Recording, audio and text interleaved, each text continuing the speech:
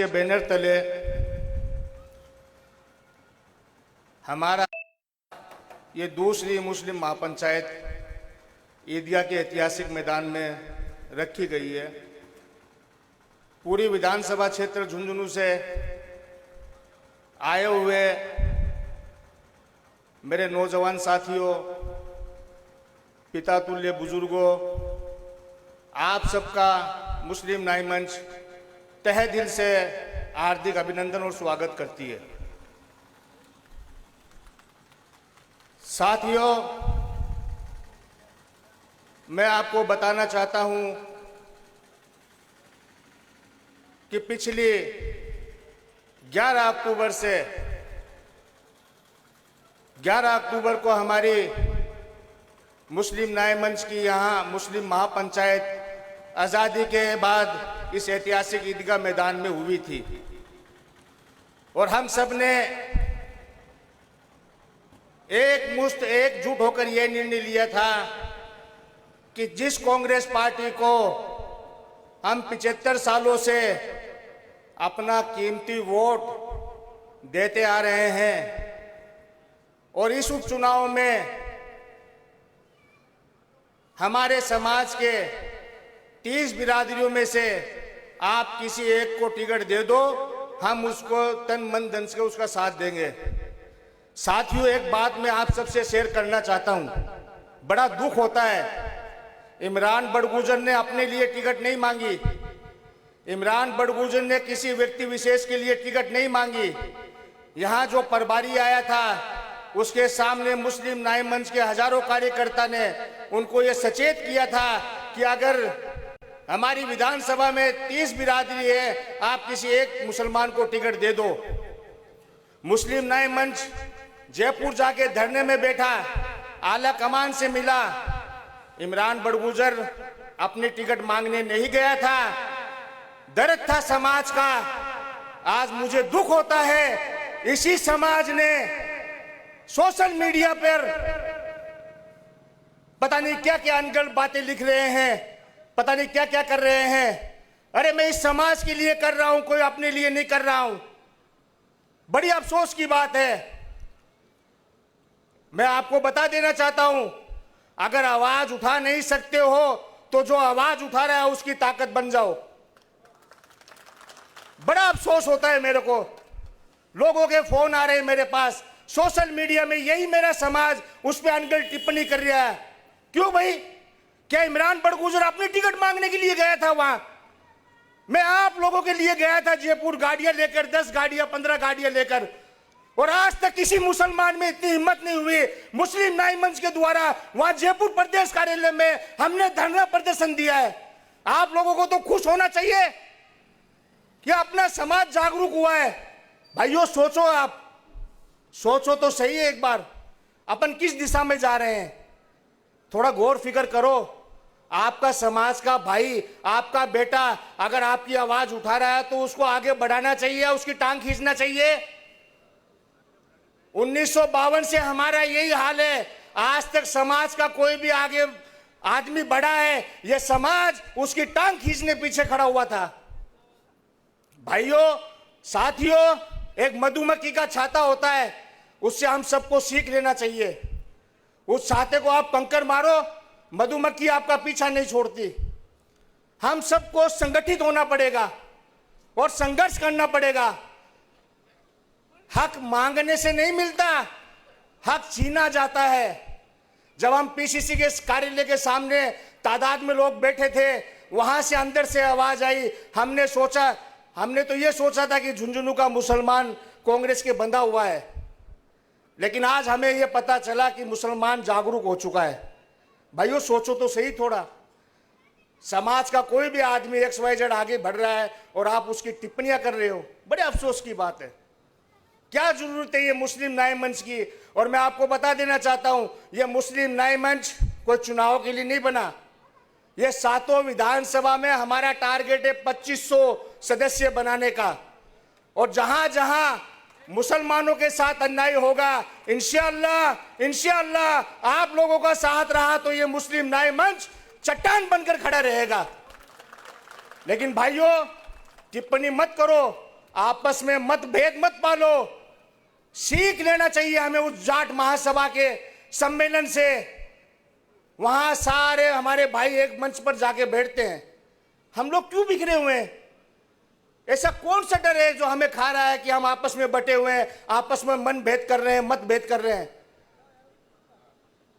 तो भाइयों, हमने हमारी मांग आला कमान तक पहुंचाई, लेकिन हमारी अनदेखी की गई। उनको पता है ये आपस में बढ़ जाएंगे। भाई उनको तो यही पता है ना, सबको पता है कि मुसलमान बढ़ जाएंगे, इनका क्या बढ़ता है? इतना प्रदर्शन होने के बाद, प्रभारियों से मिलने के बाद और मुस्लिम महापंचायत बैठने के बाद आप लोगों की संघर्ष की ताकत की मिसाल मैं आपको बता देता हूं। यह झुंझुनू विधानसभा की, लोकसभा की टिकट 1 महीने पहले तय हो जाती है। 23 तारीख को टिकट तय हुई है। यह आप लोगों की जीत है। लेकिन भाइयों, संघर्ष, संगठित रहोगे तो संघर्ष कर पाएंगे, नहीं तो संघर्ष नहीं कर पाएंगे। एक दूसरे की टांग खींचना बंद करो अल्लाह के वास्ते।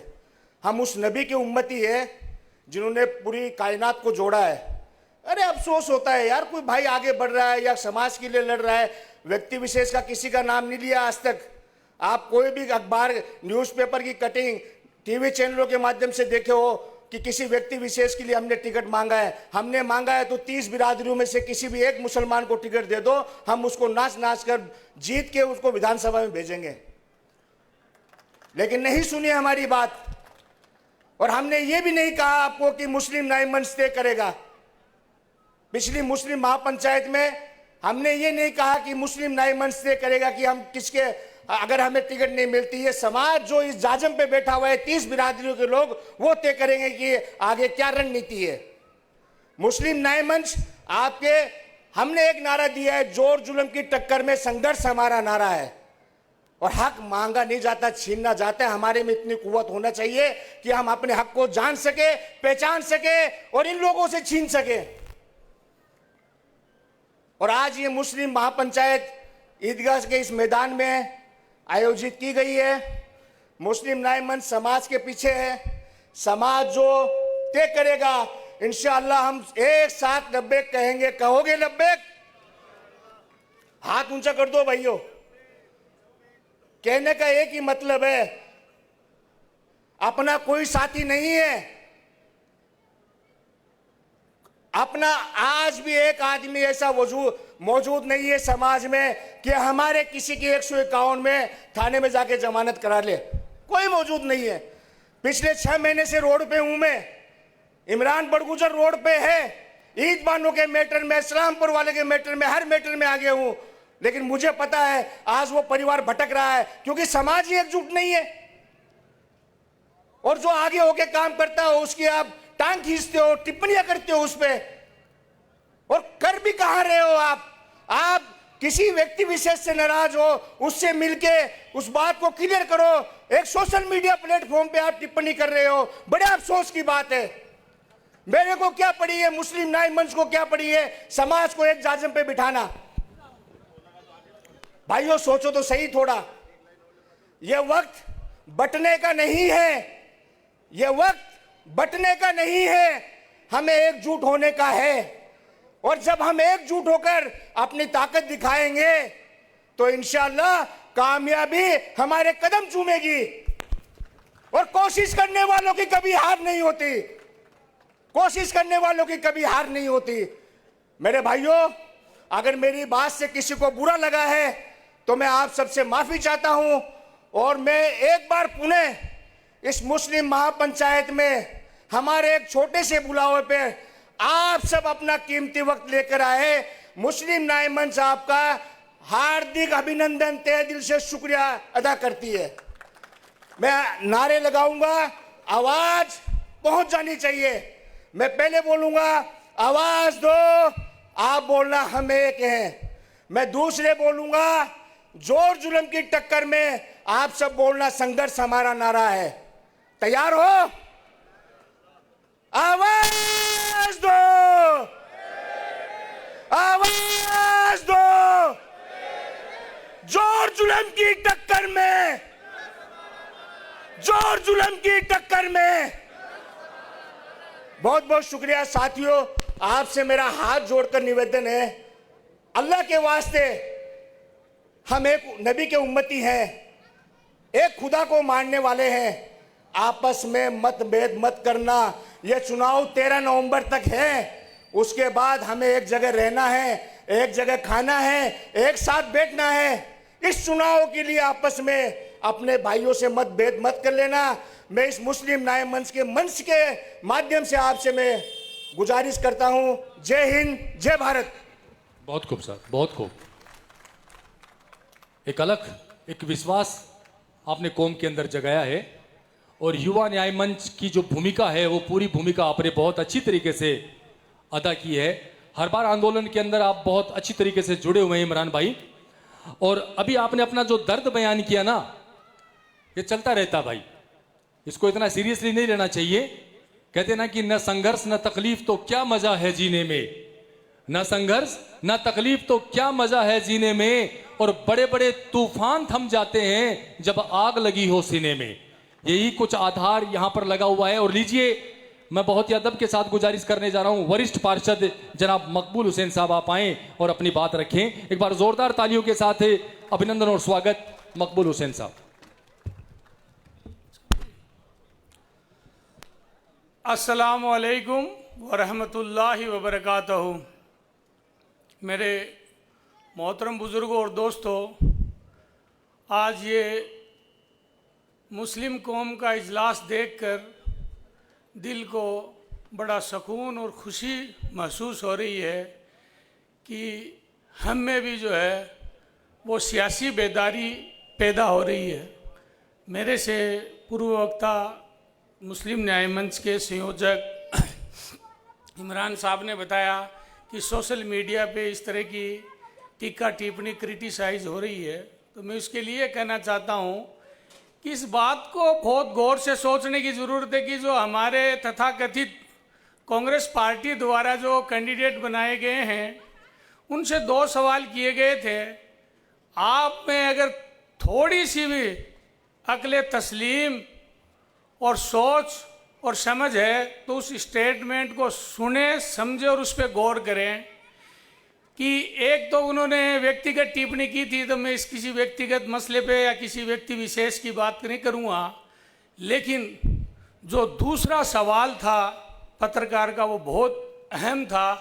क्यों कि वो मेरी कौम के मुस्तकबिल से जुड़ा हुआ सवाल था, जिसमें उर्दू का जो सब्जेक्ट है, जो पिछले दिनों काफ़ी वर्षों से जो मांग चली आ रही है कि मुरारका कॉलेज में करीब हज़ारों मुसलमान बच्चे जो है वो बहुत परेशान हैं। उनको 12वीं क्लास के बाद में उर्दू की जगह दूसरा सब्जेक्ट लेने के लिए जो है मजबूर होना पड़ता है। और इस बात का मैं गवाह हूँ कि मैंने भी जब मोतीलाल कॉलेज में हम उर्दू की जगह फिर मेरे को इकोनॉमिक्स चेंज करना पड़ा, क्यों वहाँ उर्दू सब्जेक्ट नहीं था। लेकिन वहाँ दुख इस बात का नहीं था क्योंकि वो महाजन की एक ट्रस्ट की कॉलेज थी, प्राइवेट कॉलेज थी, उनकी मर्जी के ऊपर है। हालांकि वो कॉलेज में भी एड थी। अगर लंबे पीरियड तक 1952 से और 1990 तक बार बार अगर 3-4 साल का अपवाद छोड़ दे तो कांग्रेस की सरकार थी। अगर गवर्नमेंट उसको एड देती मोतीलाल कॉलेज को तो वहाँ भी उर्दू शुरू हो सकती थी। लेकिन ये कांग्रेस और उसके नेता हमें जो है वो अनपढ़ और जाहिल देखना चाहते हैं। उनको मालूम है अगर ये अनपढ़ और जाहिल रहेंगे तो हमारे झंडे और डंडे उठाएंगे, हमारी दरी बिछाएंगे, और ये पढ़ लिख लेंगे तो हमसे सवाल जवाब करेंगे, हर काम का जो है वो मुतालबा करेंगे, डिमांड करेंगे, अपने हक हकूक़ की बात करेंगे। इसलिए इनको जो है वो जाहिल और अनपढ़ रखा जाए और इनकी जो छोटी मोटी ज़रूरत है वो जो है इनको लाड प्यार से जो है बुला के जो है और छिपला के इनको जो है साइड में रखा जाए। तो उनका जवाब आप लोगों ने सुना होगा कि हाँ स्कूलों में उर्दू है, वो ट्रस्ट की है। मुरारका कॉलेज आप खुद तय करिए कि मुरारका कॉलेज जो है वो बेचारे जो है राधे श्याम जी मुरारका ये लड़के जो थे, कमल जी मुरारका, उन्होंने तो बिल्डिंग डोनेट किए। ये गवर्नमेंट का कॉलेज है, सब सब्जेक्ट है। मंडावा में मलसी सर, बिसाऊ और हेतम सर की गर्ल्स कॉलेज में जब उर्दू हो सकती है तो हेड क्वार्टर की जो कॉलेज है उस पर उर्दू क्यों नहीं होनी चाहिए? ये हम सब की कमजोरी है और हमारे बच्चों के मुस्तकबिल के ऊपर हर कौम का हर मुसलमान जो इस बात को समझता है, जानता है, वो उस पर जुल्म और ज्यादती है। दूसरी बात, इन्होंने क्या किया कि हमें जो है अलग अलग जाति बिरादरी खेमों में ग्रुपों में बांट रखा है। इस पे मैं 2 लाइन कहूँगा। हाशिम फिरोजाबादी ने बहुत अच्छा लिखा कि अपनी अपनी मस्जिदें हैं, देवबंदी शिया सुन्नी बरेलवी में बट गए और इसीलिए अपने अपने मकसदों से हट गए। अपनी अपनी मस्जिदें हैं और अपने अपने पीर हैं और तरकशों में जंग खाए सारे टूटे तीर हैं। सैकड़ों खुदा है जिनके, वो आज एक जगह खड़े हैं और एक खुदा को मानने वाले सारे बिखरे हुए पड़े हैं। उनका रहबर जो है वो गैर तो हो सकता है, लेकिन कोई मोमिन जो है वो नहीं हो सकता। और सबसे बड़ी बात, अफसोस की और दुख की ये बात है मेरे दोस्तों, हम किसी को वोट दे रहे हैं, उसको सपोर्ट कर रहे हैं, अच्छी बात है, कोई दिक्कत नहीं है, वो उनका सोच है, उसका फ्रीडम ऑफ एक्सप्रेशन है, उसकी सोच है, वो आज़ाद है। भारत के संविधान ने, आइन ने उसको आज़ादी दी है, मुझे कोई उस बात से तकलीफ नहीं है। लेकिन कम से कम इतना अखलाक, इतनी तहजीब जो है वो तो रखे कि आप इस्लाम को मानने वाले और जानने वाले और अहद करने वाले लोग हैं कि किसी गैर के लिए हम हमारे भाइयों पे जो है फेसबुक पे, सोशल मीडिया पे, व्हाट्सएप पे जो है इस तरह की अनर्गल बातें, आरोप प्रत्यारोप कर रहे हैं, उनकी इज्जत को जानने की कोशिश कर रहे हैं। मैं एक बात करना चाहता हूँ कि अल्लाह ताला ने हदीस में ये बताया है कि अल्लाह के रसूल ने कि आप अगर नीचे वाले के ऐब पे पर्दा डालोगे, रोज़ क़यामत के दिन हशर के मैदान में अल्लाह जल्ले जलालहू वो आपके ऐब पे पर्दा डालेगा। हम इतने अंध भक्ति में गुलाम हो गए कि हम गैरों के लिए हमारे भाइयों के खून के प्यासे बन गए। कितनी बेशर्मी और बेगैरती की बात है हमारे लिए। यह करना चाहिए नहीं। वो उससे मेरे विचार नहीं मिलते, लेकिन फिर भी वो मेरा भाई है। कम से कम इतना अखलाक तो मेरे भाइयों आप पैदा करो। बड़ी खुशी की बात है, हम हारे नहीं हैं। हम 11 तारीख को जमा हुए, ये पूरे हिंदुस्तान में इसका मैसेज गया। आज हम जमा हुए, मैं तो आपका ज़िंदगी भर का एहसानमंद रहूँगा, इसका मैसेज भी पूरे हिंदुस्तान में जाएगा। और पहली बार मैंने तो 30 साल से जो है वो सियासत कर रहा हूँ, पार्षद हूँ, मैंने तो कभी मुसलमान को टिकट मांगते देखा नहीं इतनी हजूम के साथ में। यहाँ जमा हुए, कांग्रेस का जो डिस्ट्रिक्ट कार्यालय है रिको में, वहाँ जमा हुए और सबसे बड़ी खुशी, और माशाअल्लाह जयपुर तक पहुँच गए। ये पहली बार देखा है 1952 के बाद में कोई ऐसा इतिहास या सबूत पेश करे मैं आपकी गुलामी करने के लिए तैयार हूँ। इतनी बेदारी हमने कभी देखी नहीं। और जिन लोगों ने भी इसमें कुर्बानी दी, मदद की, सहयोग किया, मैं उसका जो है दिल से शुक्रगुजार रहूँगा और जीती जिंदगी उसका एहसानमंद रहूँगा। मेरा कोई लेना देना नहीं है। मैं तो काफ़ी टाइम से जो है तबलीग कर रहा हूँ कि आप अपनी क़यादत को मजबूत करो, अपना रहबर बनाओ, अपने में से किसी को अमीर बनाओ। लेकिन धीरे धीरे चलो ये तबलीग आज काम आ रही है और ये हजूम देख के मेरा बड़ा दिल खुश है।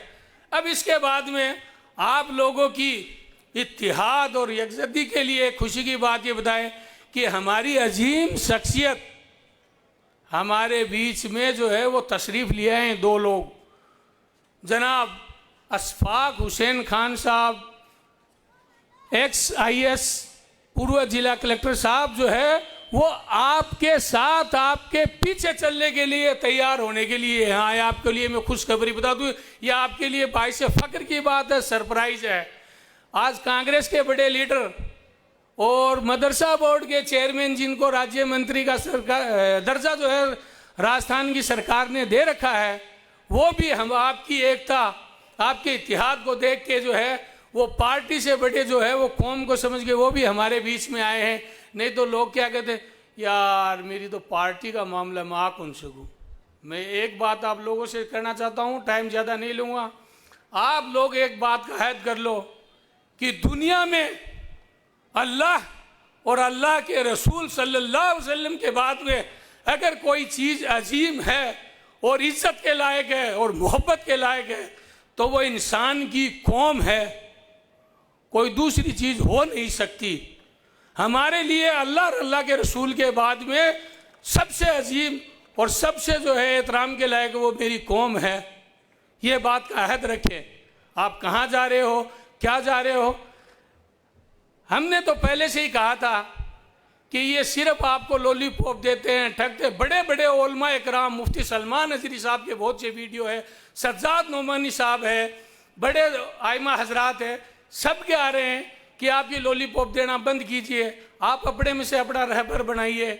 ये हमेशा, अब ये जो बाई इलेक्शन है इसमें अगर आपको टिकट नहीं दे तो जनरल इलेक्शन में उम्मीद क्या करोगे इन लोगों से आप?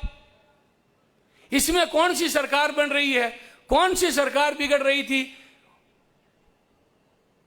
अगर जनरल इलेक्शन में कहते तो मुसलमानों बीजेपी आ जाएगी, अरे बीजेपी तो ऊपर जा रही है और हम जो है नीचे जा रहे हैं। जो कौम मुल्क की आज़ादी के टाइम में 40% गवर्नमेंट सर्विस में थे, आज 1% से नीचे आ गए। जिस कौम की सैकड़ों रियासत थी वो कौम जो है रसाताल में चली गई, एक लेबर क्लास बना के रख दिया एक साजिश के तहत धीरे धीरे। और रही बात ये कि कौन कितना सांप्रदायिक नहीं है, ये आप इतिहास उठाकर देख लिए। अब तो ये मोबाइल इसमें बोलते जाइए। हाशिमपुरिया मलियाना 1987 का दंगा, तुरंत ही जो है वो लाशों के ढेर दिखाई देंगे। 1980 ये ईदगाह मैदान, मुरादाबाद का ईदगाह मैदान, 14 अगस्त के दिन इतना बड़ा जो है वो गोली कांड हुआ कि जलियांवाले बाग को आप लोग भूल जाओगे। उसको नमाज पढ़ते लोगों के ऊपर पुलिस ने सीधे फायरिंग करके लाशों के ढेर लगा दिए और फिर उसको क्या हिंदू मुस्लिम दंगा और सांप्रदायिक दंगा बनाने की कोशिश की गई है। जुल्म और जाति, दिल्ली का जो है नरसंहार जेनोसाइड उठा के देख लीजिए, मुजफ्फरनगर देख लीजिए। जब उपेंद्र नारायण सिन्हा बिहार के चीफ मिनिस्टर थे, वो दिल्ली में 5 स्टार होटलों में ऐश कर रहा था और वहां मुसलमानों का कत्लेआम होकर उनकी लाशों के ऊपर गोभी की सब्जियां बिछाई जा रही थी। भागलपुर का दंगा 1989 में तो हम 11वीं क्लास में थे, सब जानते थे, बालिग थे, अच्छे से थे। जुल्म और जाति की अगर कंपेरिजन करोगे तो हिमालय पर्वत से भी ऊंचा इस कांग्रेस पार्टी का इतिहास है। ये सिर्फ और सिर्फ हमें गुलाम बना के रखना चाहते हैं। मेरी आपसे एक ही गुजारिश है, या तो आप अपने में से अपना रहबर बनाओ, अगर इतना भी नहीं कर सकते हो तो कम से कम आने वाली 13 तारीख में इसको ऐसा जवाब दो कि ये 2 नंबर 3 नंबर नहीं, पता नहीं कहां जाए। हम अगर इस नींव का पत्थर नहीं रखेंगे तो दूसरे जो है वो बिल्कुल भी इनके साथ आने के लिए तैयार नहीं। आपने बाईकाट कर दिया तो गांव से भी बाईकाट होगा और ये तीसरे चौथे नंबर पे पता नहीं कहां कांग्रेस जाएगी और ये आपके घुटने पे आ जाएगी। लास्ट में मैं मेरी बात को विराम देने से पहले एक बात और करना चाहता हूं। यहाँ बहुत से आइमा हजरात बैठे हैं। कांग्रेस पार्टी कोई दीन का हिस्सा नहीं है और न ही कांग्रेस पार्टी को वोट सपोर्ट करने से हमारी बख्शीश का जरिया बनेगा रोज क़यामत के दिन। हमारी बख्शीश का जरिया हमारे भाइयों के मदद करने से बनेगा, अच्छे अखलाक करने पड़ेगा, मजलूमों की मदद करने से बनेगा। इसलिए एक कम से कम हद करके जरूर चाहिए कि आप अपना वोट सोच समझ कर दे। अगर आपका मन है वहां दे, कोई दिक्कत नहीं है, लेकिन कम से कम हमारी गुजारिश और हमारी इल्तिजा और हमारी दरख्वास्त इतनी जरूर मान के जाए कि 13 तारीख को इंशाअल्लाह कांग्रेस का पूर्ण रूप से बहिष्कार करे और फजर की नमाज के पढ़ के बेले बिस्मिल्लाह पढ़ के उसके खिलाफ वोट डाले। अगर आपको कोई पसंद नहीं है तो संविधान ने एक नया निशान दे दिया है, नोटा का इस्तेमाल कर सकते हैं, लेकिन इनको जो है बाईकाट करे। इन्होंने हमारा हक छीना है, हमारे हक पे कब्जा करके बैठे। जिस तरह से इजराइल ने जो है फिलिस्तीन की ज़मीन पर कब्जा कर रखा है, उसी तरह एक परिवार ने जो है मुसलमानों की सियासी ज़मीन के ऊपर कब्जा कर रखा। उस कब्जे को हम जिहाद और संघर्ष और मुत्तहिद होकर जो है जद्दोजहद के साथ खाली कराएंगे इंशाअल्लाह। नारा है तकबीर, अल्लाहु अकबर, तेरा मेरा क्या रिश्ता ला इलाहा इल्लल्लाह, तेरा मेरा क्या रिश्ता ला इलाहा इल्लल्लाह, तेरा मेरा क्या रिश्ता ला इलाहा इल्लल्लाह। शुक्रिया, अस्सलाम वालेकुम। बहुत खूब आपकी भावना की कदर करते हैं हम लोग। बहुत ही ऊर्जा से लबरेज वरिष्ठ पार्षद मकबूल हुसैन साहब ने अपनी बात रखी। लीजिए दोस्तों, हमारे बीच एक ऐसी शख्सियत,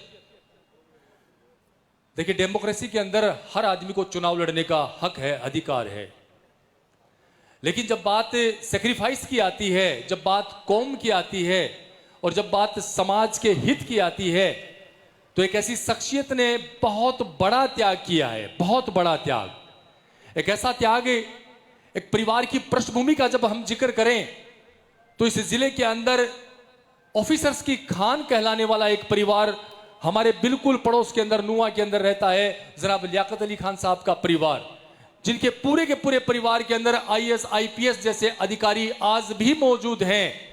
उसी परिवार के एक सदस्य ने 24 तारीख को फॉर्म भरा, और फॉर्म इसलिए भरा क्योंकि लोकतंत्र में हर आदमी को अधिकार है, लेकिन जब उन्हें यह पता है कि पूरी की पूरी कौम एक प्लेटफार्म पर जा रही है, तो आज रात को उन्होंने यह डिसीजन लिया कि मैं अपना फॉर्म उठा रहा हूं, मैं अपनी पूरी की पूरी कौम के साथ हूं। एक बार पूरा का पूरा मजमा जोरदार तालियों के साथ अशफाक साहब का अभिनंदन करें और स्वागत करें। मैं चाहूंगा सर आप यूथ आइकॉन एक बार मंच पे आए, और डॉक्टर यूनुस साहब, मकबूल साहब, आपसे गुजारिश करता चलूं कि पुष्प माला पहनाकर साहब का अभिनंदन करें और स्वागत करें। बुजुर्ग शख्सियत हमारे बीच बैठे हुए हैं, आपसे मेरा अनुरोध, प्लीज आप मंच पे आए और पुष्प मालाओं के साथ साहब का अभिनंदन करें। एक ऐसी शख्सियत, दोस्तों आपकी तालियां कमजोर हैं क्योंकि इन्होंने यही सीखा है, और ऐसा काम कौम के लिए एक हिम्मत वाला ही कर सकता है। मुझे सालिक अजीजी साहब का एक शेर याद आता है कि हो अगर पुख्ता इरादे तो संवर जाते हैं काम, कुव्वतो अमल पर जमाने का निजाम, और वक्त होता है दिलेरों के इशारों का गुलाम, गर्दी से वक्त से डरते नहीं जुर्रत वाले, और रुख जमाने का बदल देते हैं हिम्मत वाले। एक बार प्रथम पंक्ति से लेकर अंतिम पंक्ति तक आप सारे के सारे लोग खड़े होकर जोरदार स्वागत कीजिएगा जनाब अशफाक हुसैन साहब। कौम के लिए एक बहुत बड़ा सेक्रीफाइस, कौम के हित में एक बहुत बड़ा कदम, ये कौम हमेशा आपकी ऋणी रहेगी साहब। बहुत बहुत शुक्रिया जी अशफाक साहब। अस्सलाम वालेकुम। 11 अक्टूबर को मुस्लिम महापंचायत और सामाजिक न्याय मंच का जो आप लोगों ने एक सम्मेलन रखा था, मैं पहली बार उसमें शरीक हुआ था, और जो आप लोगों की तकलीफ़ थी या जो भी मुद्दे थे उनसे मैं पहले से भी वाकिफ़ था, और उस मजमे के दौरान ये पता लगा कि किस तरह से हम लोग नेगलेक्ट को झेल रहे हैं। इसके बावजूद हमारी कहीं कोई सुनवाई नहीं होती है, ना हम कोई वोट हमसे पूछता है, और हम ऐसे ही अपने वोट दे के आ जाते हैं, उसके बाद अपने रास्ते चले जाते हैं। मैंने भी जो है बेदारी यहाँ पे देखी थी, उसके मद्देनज़र मैंने ये सोचा था कि हो सकता है मेरी भी कहीं ज़रूरत आप लोगों को पड़ जाए, इसलिए मैंने 24 तारीख को इलेक्शन के लिए पर्चा फाइल किया था, और मैं उसके बाद से यहीं था, लोगों के कांटेक्ट में भी था, बातचीत भी हुई। उससे मुझे ये महसूस हुआ कि आप लोगों ने अपना एक रास्ता चुन रखा है, उसमें मैं इतने ही पार्टिसिपेट कर सकता हूं कि मेरी कहीं कोई ज़रूरत हो, कोई बात करने की बात हो तो मैं आ सकता हूं। चुनाव लड़ने का जो भी निर्णय है वो आप लोग मिलजुल के लेंगे। हालांकि मेरा इससे ज़्यादा एसोसिएशन नहीं है, इसलिए मुझे ये पता नहीं है कि आपका निर्णय लेने की प्रक्रिया क्या है, लेकिन मैं आप लोगों से गुजारिश करूँगा जो भी आपकी प्रक्रिया है उसमें निर्णय लें, और जिस भी आदमी का समर्थन करने का आप निर्णय लें उसका दिलो जान से समर्थन करें, और जो मुद्दा आप लोग लेके चले हैं उसमें सक्सेस पाएँ। बहुत बहुत शुक्रिया। अस्सलाम वालेकुम। बहुत खूब सर, बहुत खूब। हाँ, मैंने मेरा कैंडिडेचर वापस लेने का फैसला ले लिया है। मैं अभी थोड़ी देर में मेरा कैंडिडेचर वापस लूँगा, लेकिन मैं आप लोगों के साथ हूँ। मेरी जहाँ भी कोई ज़रूरत पड़े, कोई भी बात हो, इसके अलावा भी मैं यहाँ पे मौजूद रहूँगा और आप लोगों के साथ ही रहूँगा। बहुत बहुत शुक्रिया। बहुत खूब सर, आपने इस कम्युनिटी के अंदर एक ऊर्जा का संचार किया है, हम लोगों के अंदर एक आत्मविश्वास और एक यकीन। इस 13 तारीख को जो हम लोग एक नए इतिहास की संकल्पना करने जा रहे हैं, उसमें निश्चित रूप से सर आपने इजाफा किया है। आत्मविश्वास से इस पूरी की पूरी आवाम को आप लोग ने भर दिया है, और स्पेशली इस आवाम के लिए इतना ही कहा जा सकता है कि शाम के ढलते सूरज से पूछा मैंने एक रोज, शाम के ढलते सूरज से पूछा मैंने एक रोज कि इतनी चमक के साथ डूबता आखिर क्यों है, तो सूरज ने जवाब दिया कि डूबना मेरा आखिर नहीं है, मुझे यकीन है कि सवेरा होगा। वो सवेरा आपने कौम के लिए किया है सर, पूरी की पूरी कौम आपके लिए बिल्कुल ऋणी रहेगी। और अब एक यूथ आइकॉन के तौर पर हमारे बीच एक ऐसी शख्सियत बैठी हुई है जो स्पेशली इस उपचुनाव के लिए सऊदी अरब से चलकर हमारे बीच पहुंचे हैं। एक ऐसी शख्सियत है जो सऊदी अरब के अंदर एक टीम चलती है, रियाद टीम। रियाद टीम, उस रियाद टीम का हिस्सा है और एजुकेशन के ऊपर बहुत अच्छा काम करते हैं। उसी टीम की एक शख्सियत जनाब निसार साहब भारू हमारे बीच मौजूद हैं, जो स्पेशली उपचुनाव के लिए यहां पर आए हैं। आपसे गुजारिश करता चलूं सर, प्लीज वेलकम। एक बार जोरदार तालियों के साथ जनाब निसार साहब का अभिनंदन और स्वागत कीजिएगा। स्पेशली कौम का दर्द लेकर सऊदी अरब से इस उपचुनाव के लिए यहां पर पहुंचे हैं। आपकी दोस्तों तालियां कमजोर हैं, आदमी रियाद से चलकर आया है, कोई ककड़ेऊ से चलकर नहीं आया है, रियाद से चलकर आया। एक बार जोरदार तालियों के साथ अभिनंदन और स्वागत। अस्सलामु अलैकुम, जय हिंद, जय भारत। सामाजिक बंदा हूं और राजनीतिक विचार जब निकलेंगे मुंह से तो सामाजिक सरोकार को साथ मिलाते हुए आप लोगों से जुड़ने की कोशिश करूंगा। सबसे पहले मुझे इमरान बटगुजर साहब, मैं आपका तहे दिल से इस्तकबाल करता हूं कि कोई युवा पैदा तो हुआ जिसने एक जगह सबको इकट्ठा किया।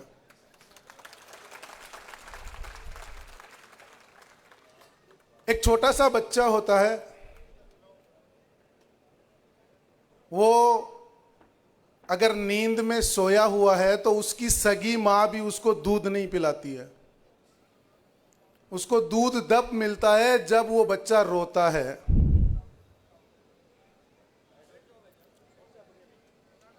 मेरी बातें शायद कुछ बातें राजनीतिक हों, कुछ सामाजिक हों। मेरे आदरणीय यहाँ पर अस्पाक साहब बैठे हैं, एमडी चौबदार साहब बैठे हैं, बहुत सारे चेहरे हैं।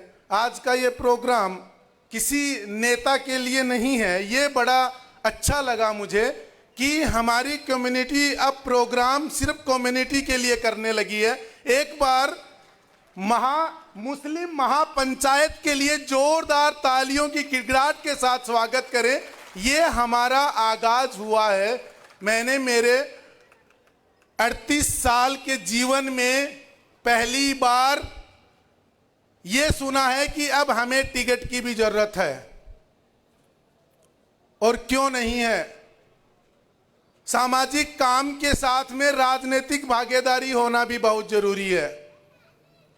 जब हमारे पास हमारे कैंडिडेट को जिताने जितने वोट हैं, और जब हम सरकार को कहते हैं कि अब हमारे किसी कम्युनिटी के बंदे को आप लोग टिकट दें ताकि हमारा भी कुछ हो, और वो उस चीज को इग्नोर करते हैं। मैं किसी पार्टी के खिलाफ नहीं हूं, लेकिन मुझे याद जरूर है एक बार रीटा चौधरी को मंडावा विधानसभा से कांग्रेस पार्टी ने टिकट नहीं दिया था, तो हम गए थे सबसे आगे और हमने कहा था बगावत कर दो, आप चुनाव लड़ो। उन्होंने चुनाव लड़ा, वो चुनाव जीती, कांग्रेस कदमों में आई, दोबारा कांग्रेस ने टिकट दिया। जब तक आप लोग किसी को आंख नहीं करवाओगे, अगला आपको कुछ नहीं समझेगा। अरे भाई जी, मारा ही थोड़ी है सगली की सगली लाग, क्यों अगो कुण सो एक, अगर एक विधायक हटाऊ जीत जाता तो कांग्रेस की सरकार बन जाती है कांग्रेस की सरकार। एक अगर विधायक बन जाता तो इसका मतलब जो परिवारवाद जो चल रहा है, पहले दादो जी जीत्या करता, फिर पापा जी जीत्या करता, अब बेटो आ गयो, तो भाई कोई तो गेलो हो गयो महाला को भी, या बाद में माना गुंठो टेकड़ों में बट जागी। समाज के लोगों से अनुरोध करूंगा कि जब आपकी बात सुनी न जाए तो आंखें लाल करके सामने से कहो कि हम जीतने की ताकत रखते हैं। कब तक हम गुलामी करते रहेंगे? अगर हमारा हक मिलेगा हम उसके साथ खड़े रहेंगे। हम मंडावा में साथ खड़े हैं, लेकिन झुंझुनू में जो हमारा अधिकार है अगर हमें नहीं मिल रहा तो हमें बगावत करते हुए कोई शर्म नहीं आएगी। क्यों ना करें? कितने वोट हैं हमारे? और जब एक बंदा, कोई कैंडिडेट खड़ा है या नहीं है, लेकिन उस व्यक्ति विशेष के ऊपर अगर कोई टिप्पणी करे सोशल मीडिया के ऊपर, तो यह बात जरूर कह देना चाहता हूं इसी मुस्लिम मंच के मुस्लिम महापंचायत के मन से कि आप लोग हमारी चुप्पी को यह मत समझना कि हमें जवाब नहीं देना आता। हम वही हैं जो पाकिस्तान के टैंक तोड़ के और मर्सीसर में लाके खड़ा कर दिया, उसी खानदान से हम लोग।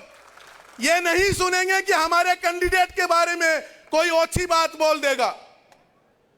आप लोग नेता हैं हमारे, सांसद हैं हमारे, लेकिन अपने बच्चों को समझाएं कि अब जब मीडिया के सामने बात करें तो इज्जत से बात करें। यह कम्युनिटी आप लोगों को जिताते हुए आई है। आप लोग इस कम्युनिटी के पांव धो के पियोगे तो भी आप लोग इसका एहसान नहीं उतार सकते।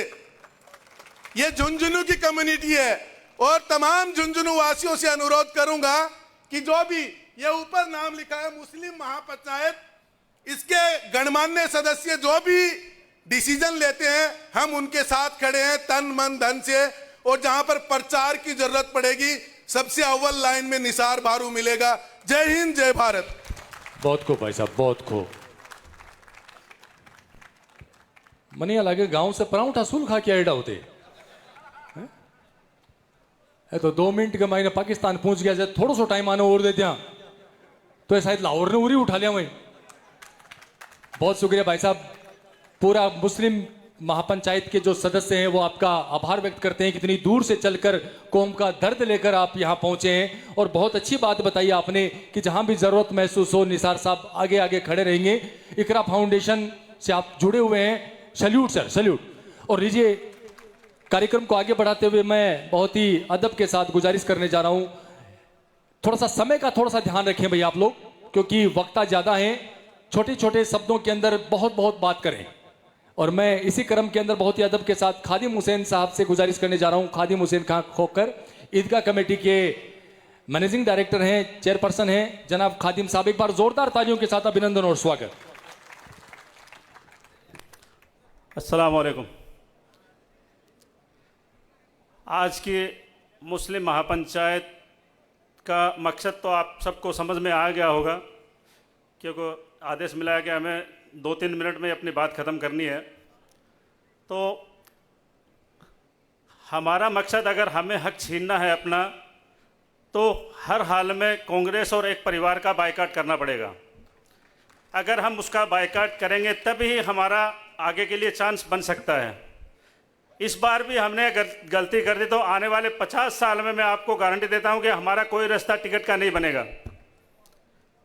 हमेशा आप अपनी क़यादत रखिए, आप अपने भाई के साथ चलिए, भले कोई भी है कौम में कोई भी आगे बढ़ रहा है उसका समर्थन कीजिए, उसकी टांग खींचने के बजाय उसकी हेल्प कीजिए, उसका साथ दीजिए। अभी दौला जी का एक सोशल मीडिया पे एक वो चल रहा था भाषण, हमारी कौम के भाई एमडी चौबदार साहब, उनके बारे में उन्होंने कहा कि कौम का ठेकेदार है क्या। ये कौम के ठेकेदार हैं या नहीं ये हम लोग डिसाइड करेंगे, वो डिसाइड करने वाला कौन होता है। लेकिन अमित ओला जी, विजेंद्र ओला जी ने हमारी कौम मुसलमानों का ठेकेदार एक मेडिकल स्टोर पे बिठाया हुआ है। एक मेडिकल स्टोर पे हमारी कौम का ठेकेदार बिठाया हुआ है। वो सब पार्षद हमारे और जो है उसकी घर के, उसके परिवार के वोट उसके कहने से नहीं देते, लेकिन मुसलमानों के वोट उसके कहने से पड़ रहे हैं। ये हमारे लिए बहुत ही बदनसीबी की बात है।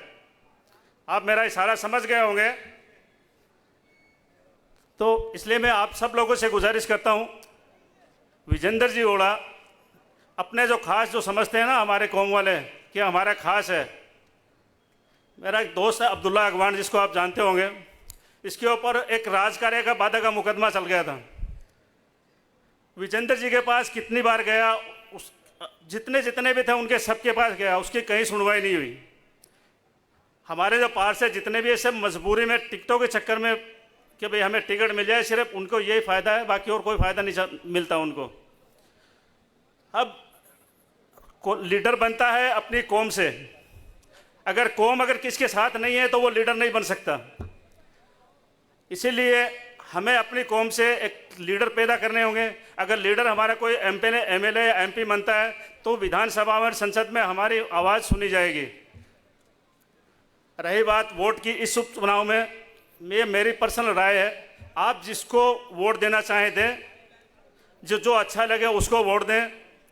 2-3 कैंडिडेट है, आपको पता है, 2-3 कैंडिडेट, उनकी मदद कीजिए आप, तभी कांग्रेस तीसरे या चौथे नंबर पे जाएगी। आपने जो इरादा किया हुआ है उसके साथ रहिए, दिल खोल के रहिए, ना किसी डर और खौफ के रहिए, खुल के आप उसके साथ रहिए। जो अपने काम आ रहा है, जो अपना साथ दे रहा है, जो कैंडिडेट अच्छा है, भले वो राजेंद्र भांबू हो या राजेंद्र गुड्डा हो या और कोई भी हो, आप उसका समर्थन कीजिए, दिल खोल के कीजिए। जय हिंद, जय भारत। बहुत खूब सर।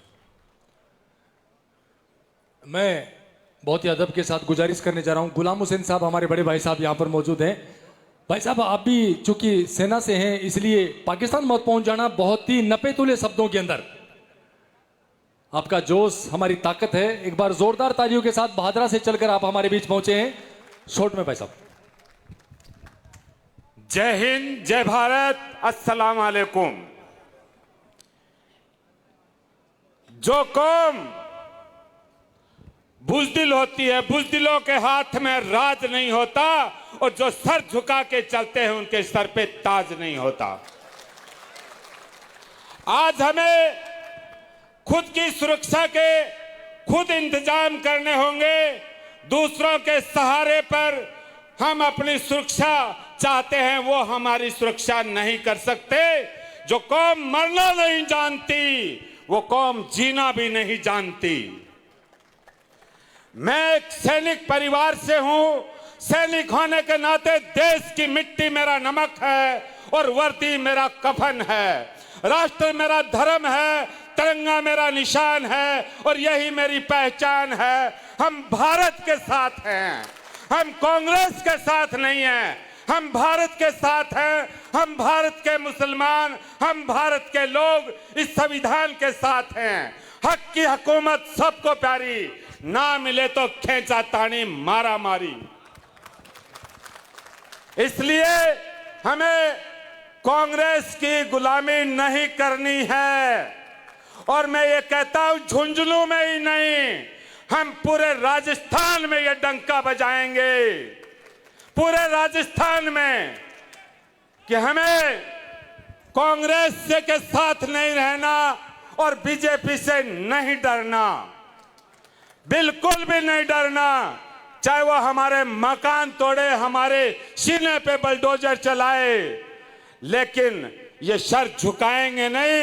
ये सर झुकेगा तो रब्बुल आलमीन के आगे, बाकी किसी के कदमों में ये सर झुकाने के लिए हम पैदा नहीं हुए।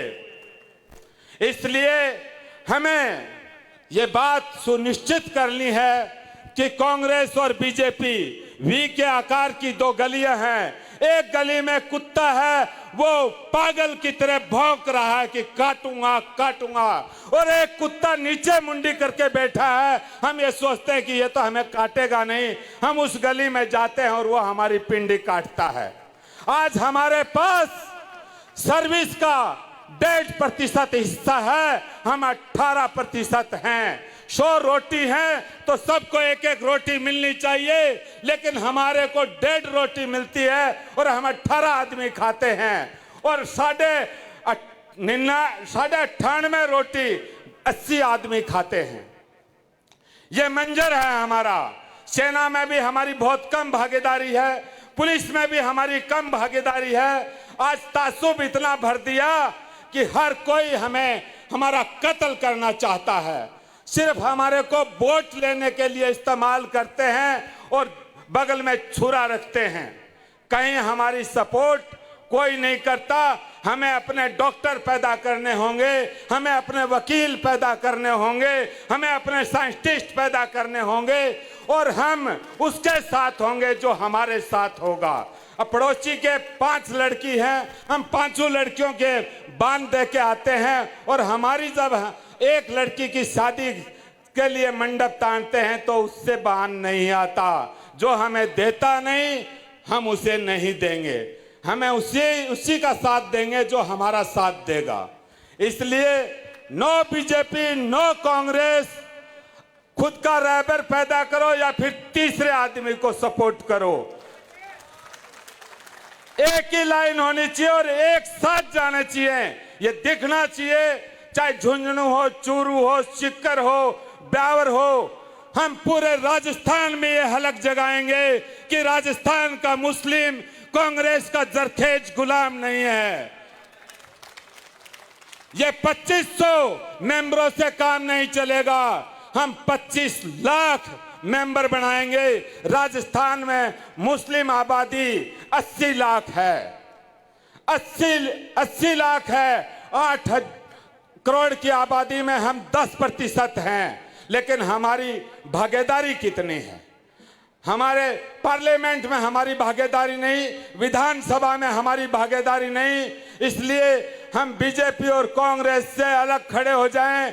तीसरा कोई मोर्चा बनेगा जो हमारा साथ देगा तो हम भी उसका साथ देंगे, नहीं देगा तो हम भी उसको साथ नहीं देंगे। ये इस बात को आप मुकम्मल गांठ बांध लो, एक दूसरे की खिंचाई बंद कर दो। और आज जो ये मंच बना है, हम इसके साथ रहेंगे। हम चुनाव तो नहीं लड़ेंगे, लेकिन जो चुनाव लड़ेगा उसका पूरा सहयोग करेंगे। जय हिंद, जय भारत। बहुत बहुत शुक्रिया भाई साहब, बहुत बहुत शुक्रिया। जथे आज 2000 के महीने तो ये दिन ही कौन देखना पड़े हैं? 15-20 साल पहले निसार साहब और गुलाम हुसैन जी रहे यहाँ का आदमी अगर आ जाता तो आज बात ही कौन चालती उपचुनाव में की टिकट है मरवा की छोड़ दें यहाँ का आदमी गोली के महीने। बहुत बहुत शुक्रिया भाई साहब, बहुत ही जज्बे के साथ आपने अपनी बात रखी। और मैं इसी क्रम में निवेदन करता चलूं, हमारे साथ मौजूद हैं उस्मान साहब पठान साहब हमारे बीच मौजूद हैं। तमाम वक्ताओं से मेरा निवेदन है कि थोड़ा सा शॉर्ट रखें अपनी बात, क्योंकि वक्ताओं की लिस्ट बहुत बड़ी है। उस्मान साहब, एक बार जोरदार तालियों के साथ उस्मान साहब का अभिनंदन। अस्सलाम वालेकुम। मैं अभी पीपली चौक से होता हुआ आ रहा था बाजार में से, लोग मजाक कर रहे थे, मुझे देखकर कह रहे थे कांग्रेस जिंदाबाद, हम कांग्रेस को वोट देंगे। और यहाँ तक कहा कि आप जैसे चमचे लोग गाड़ियों में घूमकर जो सम्मेलन कर रहे हैं वो सम्मेलन तुच्छ आदमी बिके हुए हैं। मैं आपको एक बात आज 5 मिनट ज़्यादा लेना चाहता हूँ। मैं उन लोगों से ये कहना चाहता हूँ, मैं आपको बताऊं, वर्तमान में झुंझुनू जिले के अंदर कांग्रेस के 2 विधायक जो मेरे निजी व्यक्ति हैं, जिसमें एक श्रवण कुमार एमएलए, जिस टाइम वो उप प्रधान था, मैं उप सरपंच था। कॉलेज टाइम से मेरी दोस्ती, एक जगह सोना, एक जगह खाना, एक जगह पीना। लेकिन मैंने उस आदमी के पास उसके बिना विधानसभा क्षेत्र के मैंने सैकड़ों बदली कराई है, लेकिन कोई ये नहीं कर सकता कि जयपुर का किराया दे। मेरे पर उसका बहुत बड़ा एहसान है कि मेरे साथ एक इतना बड़ा कांड हो गया था। उसने अपने चौधरी समाज को सबको उसने मना कर दिया था कि मुझे वोट की जरूरत नहीं, मुझे उस्मान की जरूरत है। गलत आदमी को नहीं छोड़ता, मैं सही को छोड़ता नहीं हूँ, गलत आदमी को छोड़ सकता हूँ। मैं उनको कहना चाहता हूँ, ये बात मैंने क्यों कही? मैंने इसलिए कही कि ये लोग अपना सार्वजनिक खुद का काम नहीं करा सकते। जिसके पास ये बैठते हैं वह अपना निजी व्यक्ति अपना काम नहीं करा सकते, अपने समाज का काम नहीं करा सकते, अपना पर्सनल काम नहीं करा सकते, अपना सार्वजनिक तो बहुत दूर की बात है। ऐसा व्यक्ति मुझे आज मिला जो मुझे खुद को चमचा कहा। मैं 5 साल से उसका मंत्री, उसका आदमी मंत्री है घर पर, और मेरा आदमी विधायक हारा हुआ है। मुझे कह रहा है कि मेरे भाई का तबादला करवा के दे। वो आपका उस आदमी के पास तबादला नहीं करवा सकता, उस आदमी के पास जा नहीं सकता, तो ऐसे व्यक्ति के पास जाकर क्या करना है? अब मैं आपको स्पष्ट करना चाहता हूँ। मैंने श्रवण कुमार को यह कहा, श्रवण कुमार ने कहा उस्मान तुझे उस पार्टी में नहीं जाना है, तुझे कांग्रेस के खिलाफ नहीं बोलना है, तुझे आगे नहीं बढ़ना है। मेरी इसमें बेइज्जती होती है। मैंने कहा श्रवण कुमार, मैं दोस्ती तोड़ सकता हूँ, मैं इतने बड़े संबंध तोड़ सकता हूँ तेरे साथ, लेकिन मेरे समाज के साथ रहूंगा, समाज को आगे बढ़ाऊंगा, समाज के लिए जागृति पैदा करूंगा, समाज के लिए सब कुछ कुर्बान करने के लिए तैयार हूं।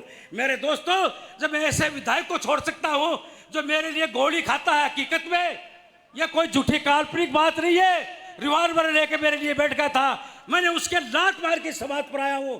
तो आपको भी सोचना चाहिए कि आपके साथ क्या हो रहा है। आप सोचिए, 50 साल पहले जहां थे आप, आज वही है।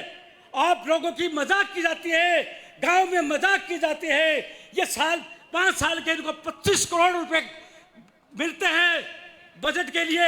आप अपने देखिए कि आपको क्या बजट दिया है, जबकि गांव में जाइए, गांव में हर जगह रोड मिलेगी आपको, हर जगह हॉस्पिटल मिलेगा आपको, हर जगह औषधालय मिलेगा आपको, समाज कल्याण भवन बनेगा, मुस्लिम मुसाफिर कल्याण मिलेगा।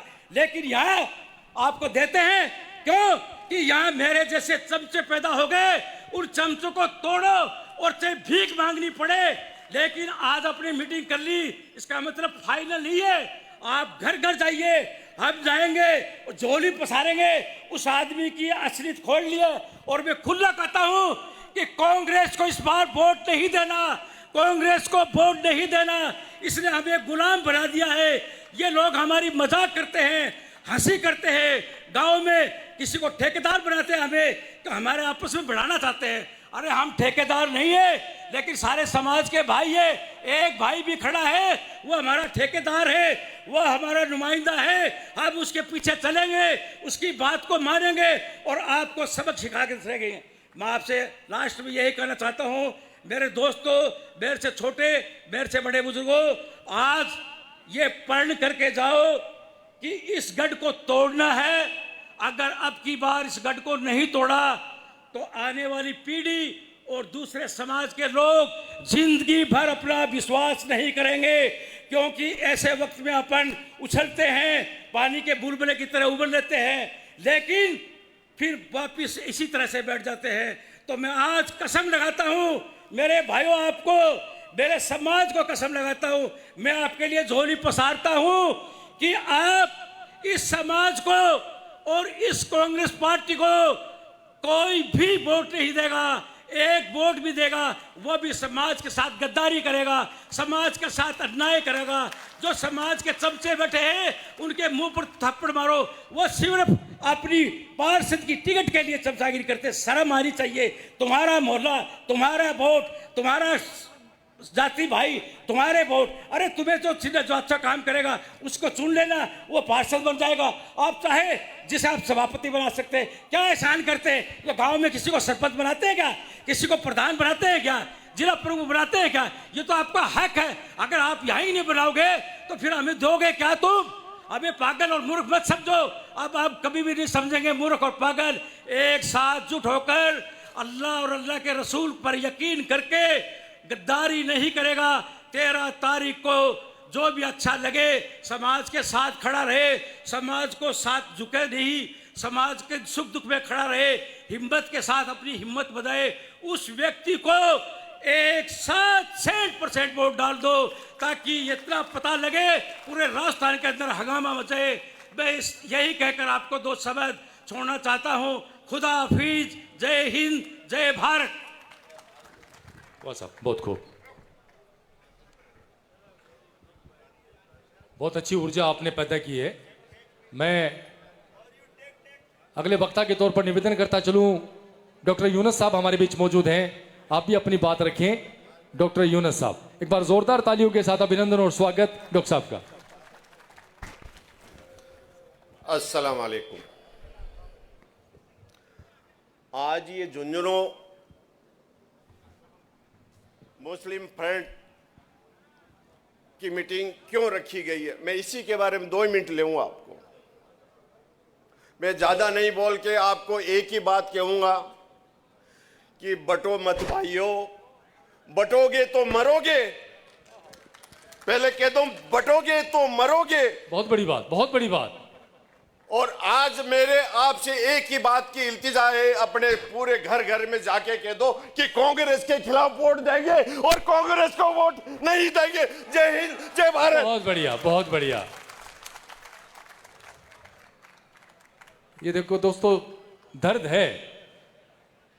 चलता रहूंगा पथ पर चलने में माहिर बन जाऊंगा, और या तो मंजिल मिल जाएगी या फिर अच्छा मुसाफिर बन जाऊंगा। हमें तो अच्छा मुसाफिर बनना है, इस बार इतिहास रचना है। और इसी क्रम में मैं मेरे बहुत ही अजीज केड गुरु आलम शेर भाई यहां पर मौजूद हैं, आपसे भी गुजारिश करता चलूं आप आए और नपे तुले शब्दों के अंदर अपनी बात रखें। एक बार जोरदार तालियों के साथ अभिनंदन केड गुरु आलम शेर भाई।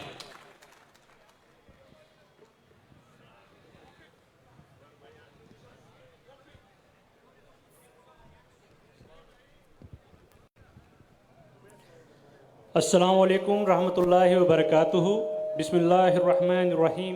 एक्चुअली ये मुस्लिम न्याय मंच, इसका मैं सबसे पहले तहे दिल से शुक्रिया अदा करता हूँ कि जिन्होंने एक मंच कायम किया है, राजनीति से, पार्टियों से ऊपर उठकर, बिरादरियों से ऊपर उठकर, और हम जो प्रोफेशन से ऊपर उठकर, अमीरी गरीबी से ऊपर उठकर एक मंच के, एक जाजम के तले इन्होंने बिठाने का प्रयास किया है। सबसे पहले मैं उन सब का शुक्रिया अदा करता हूं। और मैं दो चार बात में अपनी बात मुकम्मल करूंगा। वो ये है कि एक मुसलमान का अकीदा क्या है। मुसलमान का अकीदा है कि वो डरता सिर्फ अल्लाह से है। तो फिर हमें क्यों कोई पार्टी ये डराती है कि वो पार्टी आ जाएगी तो आपको बाहर निकाल देगी, कि वो पार्टी आ जाएगी तो आपको यहाँ से बाहर निकाल देगी, जिंदा जला देगी, मार देगी, बुलडोजर चला देगी। ऐसे क्यों डराया जाता है? जब हम एक खुदा से डरने वाले हैं तो हम किसी पार्टी से क्यों डरते हैं? तो सबसे पहले आज ये अहद करें कि हमें किसी पार्टी विशेष से डरना नहीं है और हमें उस पार्टी का बायकॉट करना जो हमारे से डरा के वोट लेती है, डरा के वोट लेती है। मैं भी एक कट्टर कांग्रेसी रहा हूँ, मेरा पूरा खानदान रहा है, बिना किसी लाग लपेट के रहा है। लेकिन ये जो जब से न्याय मंच से बात निकली है और खुले बेदारी आई है, मेरे को समझ में आया कि मैं कांग्रेस को वोट क्यों करता हूं। ये मेरे जहन में सवाल आया। इसी तरीके से जितने भी ये विराजमान लोग हैं, इनके जहन में भी एक सवाल जरूर आना चाहिए कि ये मैं कांग्रेस को वोट क्यों करता हूं, कांग्रेस ने मुझे दिया क्या है और बाकी पार्टी ने मेरे लिया क्या है। कोई किसी के मारने से नहीं मरता, क्योंकि मुसलमान का अकीदा है कि जिंदगी और मौत का मालिक सिर्फ अल्लाह है। जिंदगी और मौत का मालिक सिर्फ अल्लाह है और इज्जत और जिल्लत का मालिक भी सिर्फ अल्लाह है। तो फिर हम क्यों किसी पार्टी और व्यक्ति विशेष से डरते हैं? क्यों फिर हम किसी पार्टी विशेष से डरते हैं? क्यों हम नहीं होते एक जाजम पर? क्यों एक दूसरे की टांग खिंचाई करते हैं? क्यों हम किसी लीडर के जो रहबर चुनते हैं, उस रहबर के पीछे क्यों नहीं खड़े हो जाते? क्या वजह है इसके पीछे? तो मैं एक गुजारिश और करता चलूं, काम करने की जरूरत है, वक्त बहुत कम है। काम ये करना है, चुपचाप काम करना, बिना किसी सोशल मीडिया की वो जो यूज करे हुए घर घर जाकर अपने एक वोट के साथ 10 वोट को कांग्रेस के खिलाफ टिकाने में अपना काम करना है। ये काम सबसे बेहतर होगा। और दूसरी बात मैं कहता हूं कि एक आजकल वोट की जो पॉलिसी बन गई है कि कांग्रेस, जैसे कांग्रेस का कार्यालय हो, बीजेपी का कार्यालय हो या किसी भी पार्टी का कार्यालय हो, हम मुसलमान की पहचान नहीं है कि हम वहाँ जाके चाय पिएं, वहाँ खाने की पार्टी करें, वहाँ की गाड़ियों का इस्तेमाल करें, अपना खुद की गाड़ी चलाकर हम अपना खुद का खाना खाकर दूसरों को लेकर आएँ। तब ये काम करेंगे तभी हमारी कौम आगे आएगी इंशाअल्लाह ताला। यही बात के साथ मैं आपको शुक्रिया अदा करता हूं कि आप लोग इस मंच पे हैं और एक रहें, संगठित रहें। कटोगे बंटोगे तो कटोगे, ये बात बिल्कुल सत्य है। जज़ाकल्लाह खैर, शुक्रिया। बहुत खूब भाई, बहुत खूब, बहुत बहुत शुक्रिया। मैं बाहर जितने भी लोग खड़े हैं, हमारी जो व्यवस्था देख रहे हैं, उनसे मेरा निवेदन है, प्लीज आप लोग अंदर आ जाएं भाई। बाहर बहुत से लोग खड़े हैं, आपसे मेरी गुजारिश, निवेदन, बराए मेहरबानी आप लोग अंदर आएं, पंडाल में आकर अपना स्थान ग्रहण करें। और लीजिए दोस्तों, पिछले 4-5 दिन से एक घटनाक्रम चला हुआ था और उस घटनाक्रम के अंदर कांग्रेस प्रत्याशी द्वारा जो अनगरल आरोप लगाए जा रहे थे एक व्यक्ति विशेष पर, वो व्यक्ति विशेष भी यहां पर मौजूद हैं, जिन्हें मीडिया के माध्यम से ये मंच के बाईं तरफ ईदगाह के अंदर जो क्या हो रहा भाई, ये प्लीज आप लोग प्रोग्राम को ऐसा मत करो। आप लोग एक व्यक्ति विशेष पर जो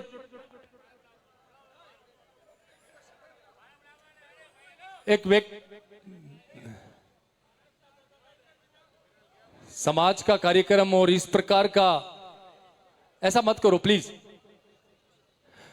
एक व्यक्ति विशेष पर जो टिप्पणी की जा रही थी, उस टिप्पणी का आधार मीडिया और सोशल मीडिया के अंदर आपने और हमने बहुत अच्छी तरीके से देखा।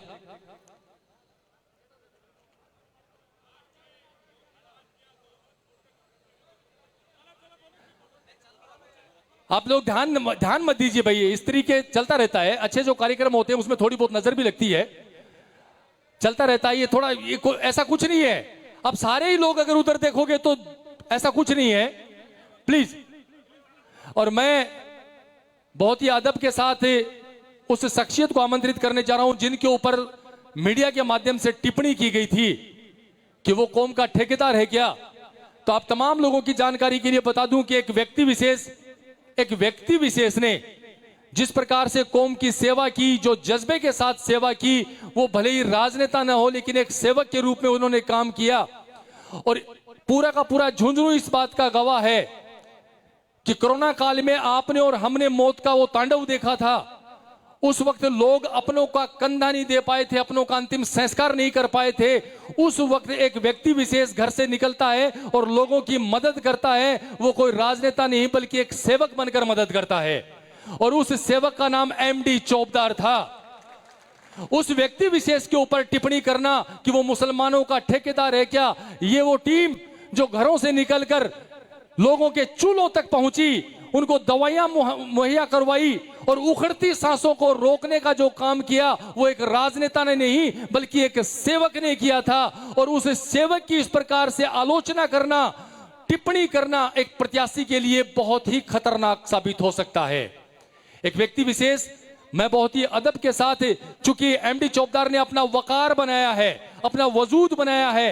आज ऐसे बहुत से स्टूडेंट हैं जिसका मैं गवाह हूं, जो सीएलसी के अंदर, गुरु कृपा के अंदर और जितनी भी इंस्टीट्यूट है वहां पर मेडिकल की पढ़ाई कर रहे हैं। उनकी वो भूमिका जो उनके माँ बाप को अदा करनी चाहिए थी, वो एक भाई बनकर ये आदमी काम कर रहा है। इसलिए समाज का राजनेता नहीं बल्कि एक सेवक बनकर काम कर रहा है। और ऐसे सेवक के लिए तो ये कौम एक ही बात कह सकती है साहब, कि समर में जो घाव खाता है उसी का मान होता है। समर में जो घाव खाता है उसी का मान होता है। और छिपा हर वेदना में एक दर्द होता है।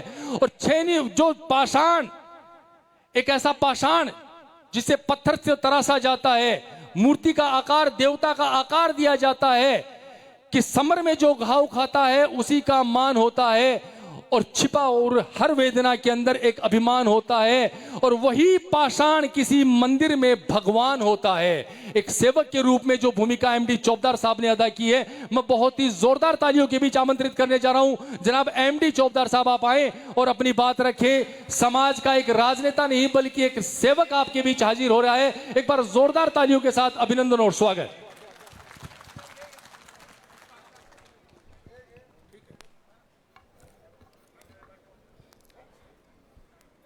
अस्सलाम वालेकुम। ये मेरे जीवन का पहला मौका है कि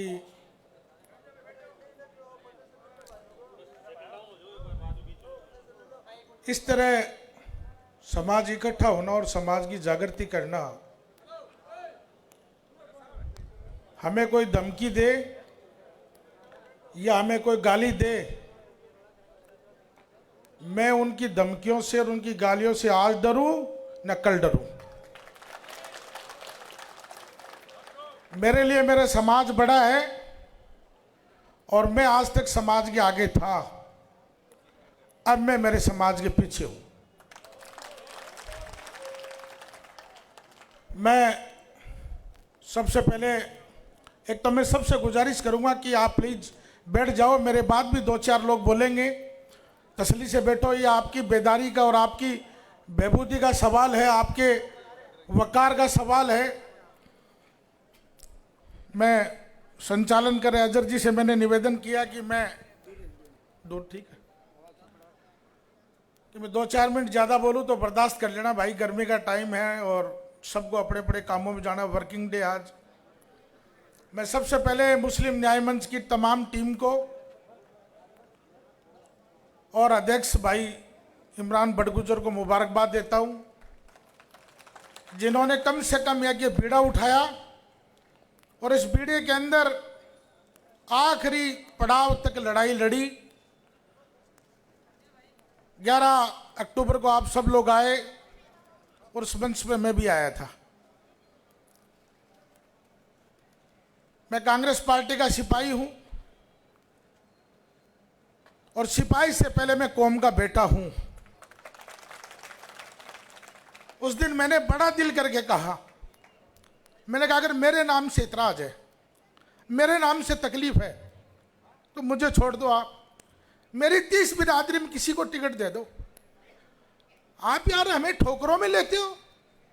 आपने 70,000 वोटों की कोई इज्जत नहीं की। मैंने कसम खुदा की 11 तारीख के बाद मुझे इतनी मुश्किलों का सामना करना पड़ा।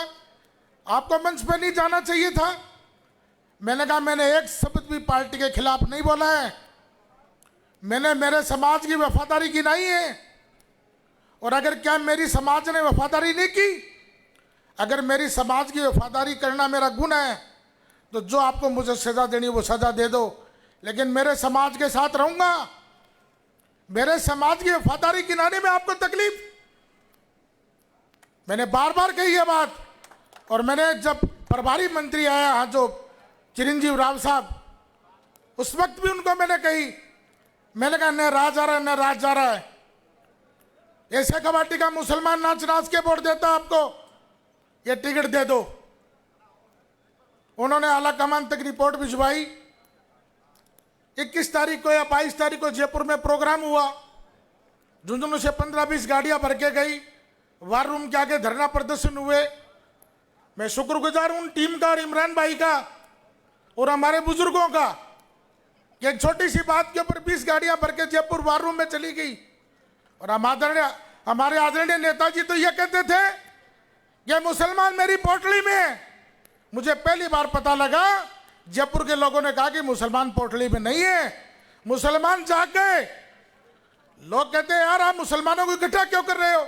अरे भाई आप भी तो प्रोग्राम करते हो जाट महासभा का, मेघवाल महासभा का, जांगड़ महासभा का, तो क्या मुसलमान अपना हक हकूक मांगने के लिए इकट्ठा नहीं हो सकते क्या? हम आपके गुलाम नहीं है। और ये बात दिमाग से निकाल दे में कि हमारे बगैर किसी की फतह हो जाएगी क्या? फतह होने के लिए मुसलमानों के मोहल्ले से निकलना पड़ेगा। हमारे बगैर फतह नहीं आपकी। और आपने जो गलती की है उस गलती की सजा आपको भुगतनी पड़ेगी। मुरारी मीणा जी ने ऐलान कहा कि मेरी बेटी को टिकट मत दो, किसी कार्यकर्ता को टिकट दो। हरीश मीणा जी ने कहा मेरे परिवार में टिकट मत दो, मेरे किसी कार्यकर्ता को टिकट दे दो। अरे भाई हमने भी तो झुंझुनू में यही कहा था कि मेरे से अदावत है तो मुझे मत दो, लेकिन मेरी 30 बिरादरी और उसमें भी जो आपका खास हो, हमदर्द हो, उसको टिकट दे दो, हम उसके साथ रहेंगे। आपको जूं तक नहीं रहेंगी। और आप ये कहते हो कि एमडी चौबदार भाजपा का मदरसा बोर्ड का चेयरमैन है, हमारे पे एक नाबालिग थोपना चाहते हो क्या? कभी स्वीकार नहीं करेंगे सर। आप ये बोलते हो कि मुसलमानों का ठेकेदार है क्या? मैं मुसलमानों का ठेकेदार नहीं हूं, मेरी समाज का नुमाइंदा हूं, मेरे समाज का संरक्षक हूं, मेरे समाज का हमदर्द हूं और मेरे समाज के लिए गर्दन कटाने के लिए तैयार हूं। आप कैसे बोल सकते हैं? मैंने आज तक कभी भी मंच के ऊपर कभी भी किसी के लिए खिलाफ टिप्पणी नहीं की। मैंने या तो आदरणीय ओला साहब का है या बड़े ओला साहब का है या सांसद जी बोला है। लेकिन आप हमें ये कहते हो भरूट है, चाशनी गैंग है, गद्दार कहते हो। तो भाई साहब मैं गद्दारों की लिस्ट अगर ले आऊंगा तो जैसे मैंने वफादारी की लिस्ट गिनाई थी, मेरे पास तो 1989 अयूब खान जी के जमाने की गद्दारी की लिस्ट आपकी पड़ी है, आपके खानदान की भी पड़ी है। लेकिन मेरा मुंह ना खुलवाओ, क्योंकि मैं उस शख्स का चेला हूं जिसका नाम राहुल गांधी है और वो बार बार कहता है डरो मत, डरो मत। किस बात का डर है भाई? हमारी गद्दारी की बात करते हो आप। मैं गिनाता हूं तुम्हारी गद्दारी। 2019 में श्रवण कुमार को चुनाव किसने हराया? 2018 में रीटा को चुनाव किसने हराया? 2018 में श्रवण को सूरजगढ़ का चुनाव किसने हराया? हमारे भाई अयूब खान की हत्या किसने की? और 1989 में मेंबर ऑफ पार्लियामेंट के इलेक्शन में जगदीप धनखड़ साहब जब चुनाव लड़ रहे थे तो अयूब खान को चुनाव किसने हराया? झुंझुनू की पहली बार बीजेपी की जिला प्रमुख किसने बनवाई? तो भाई साहब और भी पर्चा खुलवासियोगे तारा। और 2019 में राजस्थान की चुनी हुई सरकार को मानेसर कौन गया था? ये जोश आपका बहुत कमजोर है। एक बार जोरदार तालियों के साथ विरोध करो तो जोरदार तालियों के साथ विरोध कीजिएगा आप लोग। अशोक गहलोत कांग्रेस पार्टी का सच्चा सिपाही। 2018 के अंदर सरकार बनी, 100 सीट आई है हमारी, और सबसे पहले 19 विधायक बगे। हमारे साहब कहां थे उस टाइम, याद है? कहां थे? वो हमारे से गद्दारी की और वफादारी की लिस्ट मांगते हैं। मैं जानता हूं आप कितने गद्दार और कितने वफादार हो। कांग्रेस पार्टी के सबसे बड़े गद्दार आप हो, सबसे बड़े गद्दार हो। आपने मेरा मुंह खुलवाया, आपने बोल के मैंने आज तक आपकी इज्जत की है, अब नहीं करूंगा मैं। आप अपने जो दारू पीते हैं उनसे मुझे गालियां निकलाते हो। समाज जवाब देगा आपको इस बात का कि एक दारूखोर आदमी तुम्हारा प्रतिनिधि करता है। और मैं समाज को भी बोलूंगा कि आने वाले चुनाव में, ये तो 13 तारीख का ही त्योहार है, आने वाले नगर परिषद के चुनाव में आपको कसम खुदा की है, आपका तुम्हारा अगर कोई पार्षद हो वो नमाजी, परजी और दीनदार होना चाहिए, दारूखोरा नहीं होना चाहिए, कोई शराबी नहीं होना चाहिए आपका, जिसका चाल चलन अच्छा नहीं हो, जो शराबी हो वो आपका प्रतिनिधित्व नहीं करे कभी भी। दीनदार आदमी तुम्हारा प्रतिनिधित्व करे, दाढ़ी टोपी वाला तुम्हारा प्रतिनिधित्व करे।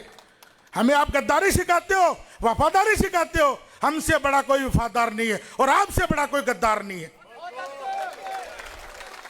आपने 70,000 वोटों को यह मान लिया, ठोकर मार दी। एमडी चौबदार के ठोकर नहीं लगी है, मेरी कौम के 70,000 वोटों के ठोकर मारी आपने। हमारे बगैर नहीं पहुंचोगे विधानसभा। और आपको यह कहना कि साहब हम आने वाले वक्त में मुसलमानों को चुप कर लेंगे, मुसलमान चुप नहीं होंगे। अरे हम लोग इकट्ठा हो जाएं तो दिक्कत, हम लोग कोई मीटिंग कर ले तो दिक्कत। अरे भाई मेरा समाज जाग गया, उस समाज को जगे हुए समाज को हिस्सा चाहिए, हिस्सा देना पड़ेगा।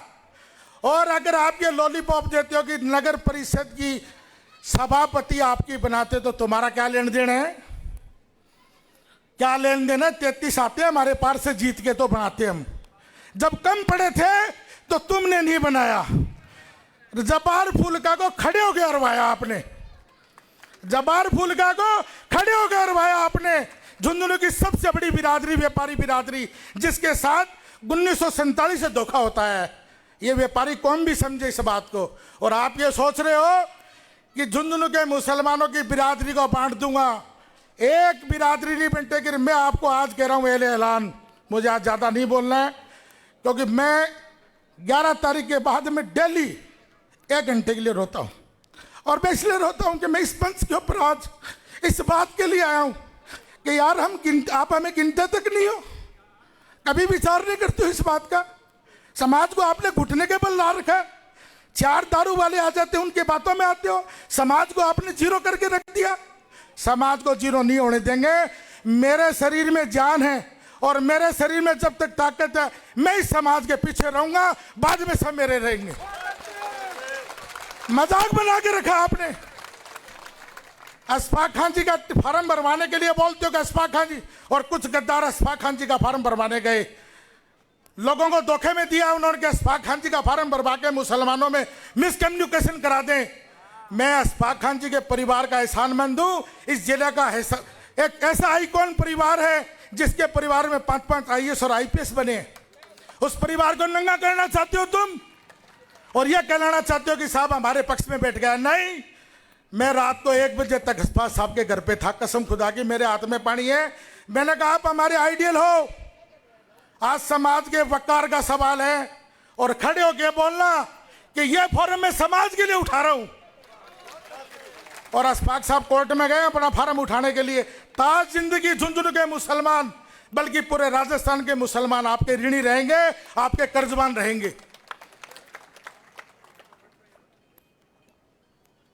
मुझे प्रोग्राम में आने के लिए रोका गया। क्या प्रोग्राम में नहीं जाओगे? मैं प्रोग्राम में जाऊंगा। मेरा समाज बुला रहा, मेरी वैल्यू मेरे समाज के पीछे है। आपके सामने 3 बार की ऐसी घटनाएं घट गई। 5,000 वोट कोई ले जाता, 5,000 कोई ले जाता, 4,000 कोई ले जाता, वही ठग जाते हैं। लास्ट में एक बात आती है कि साहब ये खट जाओगा वोट तो कांग्रेस ही नहीं देगा। बिल्कुल कांग्रेस को देंगे। कांग्रेसी थे, कांग्रेसी हैं और कांग्रेसी रहेंगे। कांग्रेस का पट्टा आप नहीं बांटते हो। बात इस बात की नहीं चल रही है, मुसलमानों नाराज मत होना मेरी बात से। बार बार एक मैसेज गया कि होला करते वोट वाले दिन वोट दे जाते हैं। अगर अब की बार भी थे यहां कर गया ना तो न मैं बचाऊंगा न थे बचोगा। वादा करो इस बात का। और मेरी भाई और कुछ लोग खड़े होके कह रहे थे कि भाई साहब ये कर दो वो कर दो। अरे जो करना वो कर लेना, लेकिन यार नाबालिग थोप दिया आपके ऊपर, उसको कैसे स्वीकार करेंगे? उसको कैसे स्वीकार करेंगे? दोनों हाथ उठाकर एक बार तायीद कीजिएगा, दोनों हाथ उठाकर। यही संघर्ष है। बात नहीं है बिल्कुल भी। मैं आप सबसे गुजारिश करूंगा कि आज के बाद हम इकट्ठा नहीं हो पाएंगे। और अशफाक साहब की बात, हमारे बुजुर्गों की बात है, घर घर चले जाना, अपने अपने परिवार को समझाना कि कौम का वकार का सवाल है और कौम जो निर्णय करेगी मैं आपके साथ हूं। कौम जो निर्णय करेगी मैं आपके साथ हूं, लेकिन यह नहीं होने देंगे कि नेतागिरी आप करोगे और वोट हम देंगे।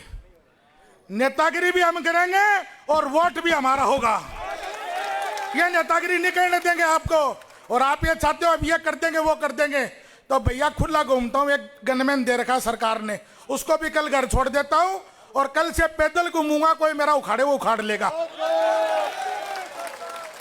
यार तुमने बकवास करनी शुरू कर दी। आपको यह पता नहीं कि मोरारका कॉलेज प्राइवेट है सरकारी है? आप हमें गद्दार कहते हो। अपने गरेबान में झांको भाई, पहले गरेबान में झांक के देखो हम कर क्या रहे हैं। मैं मेरी वाणी को विराम देता हूं, इतना कहने लास्ट बात बोलूंगा। हम लोग दोबारा इस मंच पे इकट्ठा नहीं हो पाएंगे, क्योंकि अभी मुझे इमरान बड़गुजर कह रहा था कि साहब झुंझुनू का ही दौरा नहीं, अब तो 7 विधानसभा का दौरा करेंगे।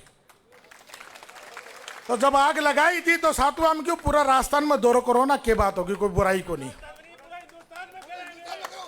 तो इतना ही कह के मेरी वाणी को विराम दूंगा कि 13 तारीख की शाम 7 बजे तक जो आपको निर्णय करना वो निर्णय करना। लालच, लोभ, दबाने का, गुंडागर्दी का, गद्दारी का, मारने का, पीटने का, धमकी का, ये सब आरोप लगेंगे। लेकिन ये बोल दो अगर आप ये कहते हो कि हम कांग्रेस के ठेकेदार, कांग्रेस के ठेकेदार आप नहीं हो। इस हिंदुस्तान में अगर कांग्रेस के ठेकेदार है तो हिंदुस्तान के मुसलमान है। ये वफादार है मुसलमान, या कांग्रेस के वफादार और कांग्रेस के ठेकेदार हम लोग हैं। आप लोग नहीं हो। आप तो भाई साहब मौका परस्त हो। तिवाड़ी कांग्रेस भी जानते हैं लोग आपकी तिवाड़ी कांग्रेस भी जानते हैं। और 2019 में हमारे पार्षदों को कहा गया कि वोट मत डालना, घर बैठ जाना। नहीं साहब, ये दोकली नीति चलेगी नहीं। जो कहा वो करो। कांग्रेस पार्टी ने जिसको टिकट दिया उसकी मदद करते, लेकिन आप तो हमारे पे थोपने का काम करते हो। 2019 में आपकी परिवार की टिकट कट गई तो आपने हराने का काम कर लिया। तो साहब हमने आपसे सीखा है काम, हमने आपसे ही सीखा है काम। लेकिन हम गद्दार नहीं, हम वफादार हैं। कांग्रेस आपसे शुरू नहीं होती, कांग्रेस हमारे से शुरू होती है। हम कांग्रेसी हैं, आप कांग्रेसी नहीं हो। और ऐलान कहता हूं फिर मैं कि साथियों एक मन करके रखना। आने वाली 13 तारीख को आपका मन, आपका विचार, आपका प्लान, आज तक आप मेरे कहने पे हर वक्त आए हो। मैं कसम खुदा की खा के कह रहा हूं, अब आज के बाद में आप आगे हो, मैं आपके पीछे हूं। अस्सलाम वालेकुम। बहुत बढ़िया साहब, बहुत बढ़िया। बहुत ही बेहतरीन तरीके से आपने अपनी बात रखी। और जो समाज, आप लोग बैठे रहे भाई, अभी कार्यक्रम है, आप लोग कोई कहीं नहीं जाएगा। बहुत अच्छी बात आपने कही। और मैं बहुत ही अदब के साथ इब्राहिम साहब से गुजारिश करता चलूं, आप आएं और अपनी बात रखें। जनाब इब्राहिम साहब।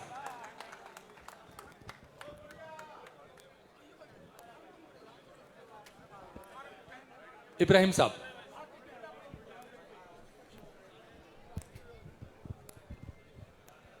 बहुत बहुत शुक्रिया। तो जोश कायम है क्या जोश, या ठंडे हो गए? मुसलमान का जोश थोड़ी देर का है, जैसे दूध के उबाल आता है, एकदम से उफन के ऊपर आएगा और आंच कम हुई और जोश गायब। ऐसा तो नहीं है? चलिए, अस्सलाम वालेकुम।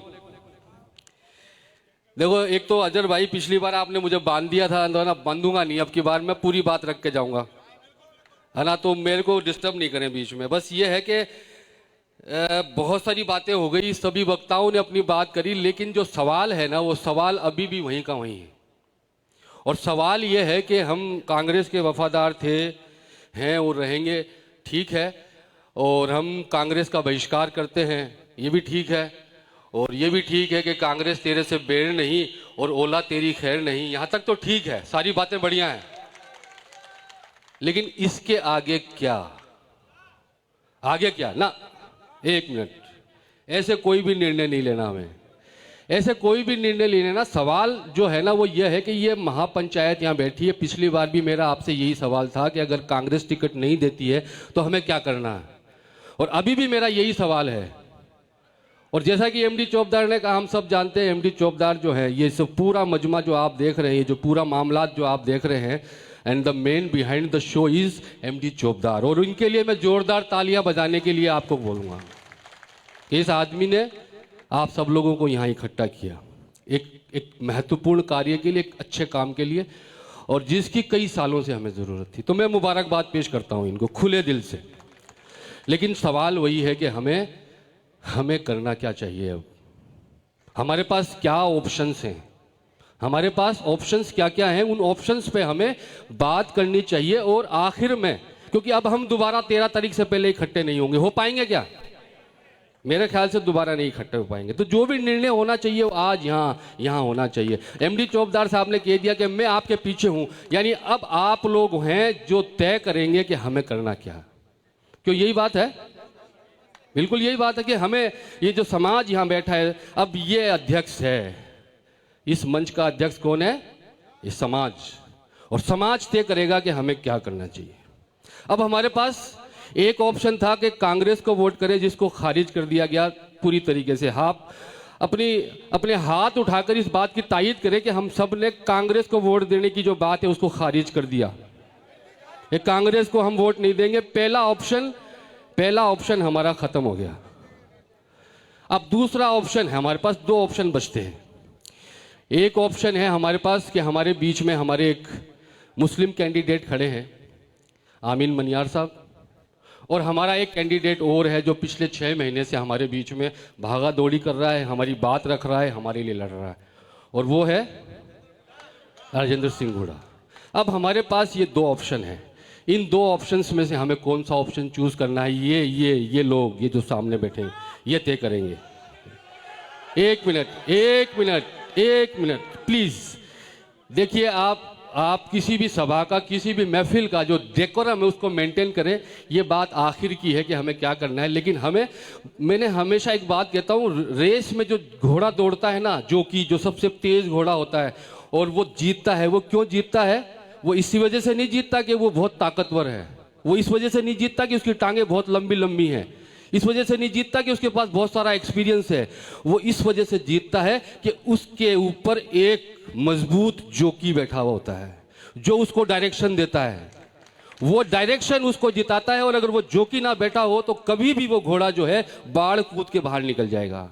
तो वो जोकी, आपका शरीर, आपका जोश, आपके जोश के ऊपर आपका होश जो है ना, वो जोकी का काम करता है।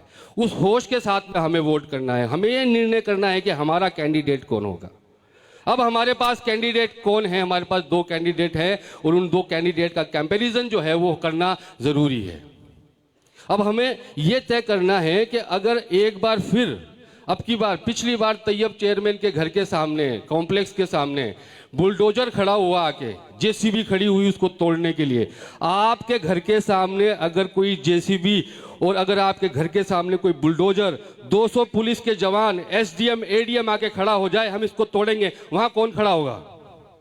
दोनों में से कौन खड़ा होगा? वहां किसके पास है वो कुव्वत खड़ा होने की? ईमानदारी से आपके साथ एक बात शेयर करना चाहता हूं मैं। हजरत उमर के ज़माने की बात है। हजरत उमर उस वक्त जो है हुक्मरां हुआ करते थे। सारी टेरिटरी हजरत उमर के ज़माने में उनके अंडर में हुआ करती थी। उन्होंने एक इलाके के अंदर अपना एक गवर्नर चुन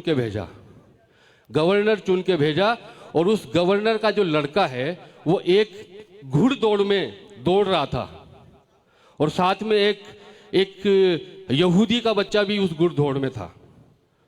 वो घुड़दौड़ जब कंप्लीट हुई तो वो यहूदी का जो बच्चा था वो रेस जीत गया। वो मुस्लिम बच्चे के सामने के घोड़े से आगे निकल गया और रेस जीत गया।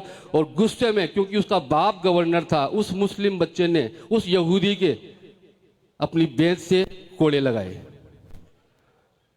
और वो यहूदी जो है अपने बच्चे को लेकर हजरत उमर के पास गया कि मेरे बच्चे के साथ में उस फलाने लड़के ने ऐसा किया। क्यों किया? क्योंकि उसका घोड़ा उसके घोड़े से रेस में आगे निकल गया।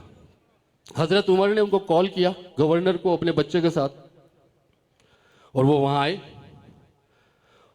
मालूम किया कि क्या वजह थी, तो पता चला कि इस वजह से कि इसका घोड़ा इसके घोड़े से आगे निकल गया तो इसने चाबुक से मारा इसको। तो हजरत उमर ने अपना चाबुक, फैसला सुनाया हजरत उमर ने, वही फैसला हमें आज करना है। हजरत उमर ने अपना चाबुक उस यहूदी के बच्चे के हाथ में दिया कि जिस तरीके से तेरे इसने चाबुक मारा, ये तू इसके चाबुक मार। जिस तरीके से इसने तेरी बेइज्जती करी, उस अंदाज में तेरी बेइज्जती कर। तो हम उन लोगों के मानने वाले हैं जो फैसले किया करते थे, ये नहीं देखा करते थे कि ये यहूदी है या मुसलमान है। हमें इस बिना पे फैसला नहीं करना कि वो मुसलमान है, हमने इसके साथ, हमारा मुसलमान भाई है और अगर वो इस काबिल है तो हमें उसका सपोर्ट करना चाहिए। और अगर हमारा भाई हमारे इस काबिल अभी नहीं है, वो अपने आप को मजबूत करे, तो हमें ऐसे आदमी को सपोर्ट करना चाहिए जो काबिल है।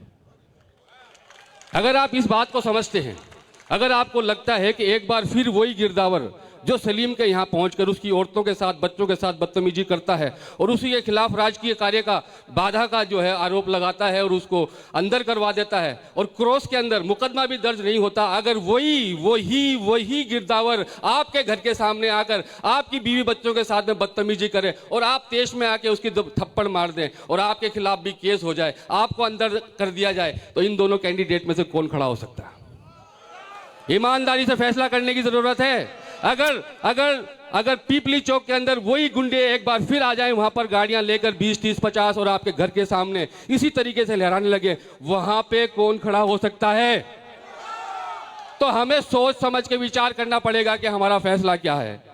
चाहे बाकरा रोड का करंट हादसा हो, चाहे ईद बानों का मामला हो। अभी कल रात को 5 दिन पहले, 4 दिन पहले, इसी समाज का, जिस समाज के घर के पास हम लोग यहाँ बैठे हैं, धोबी समाज के एक बच्चे को उसी जाति विशेष के लड़कों ने 4 दिन पहले उठा लिया। उसको इतना मारा कि 4 दिन तक जिंदगी और मौत के बीच में जूझता रहा। कल उसका इंतकाल हो गया और जबरदस्ती उनको डराकर धमकाकर उनकी लाश जो है ना, उन लोगों के हवाले कर दी गई कि ले जाओ, इसको दफन कर दो। रात को, पूरी रात उस प्रशासन ने डून लोद में उन मुसलमानों के ऊपर ये प्रेशर बना के रखा कि इसको अभी की अभी रात की रात दफना दो।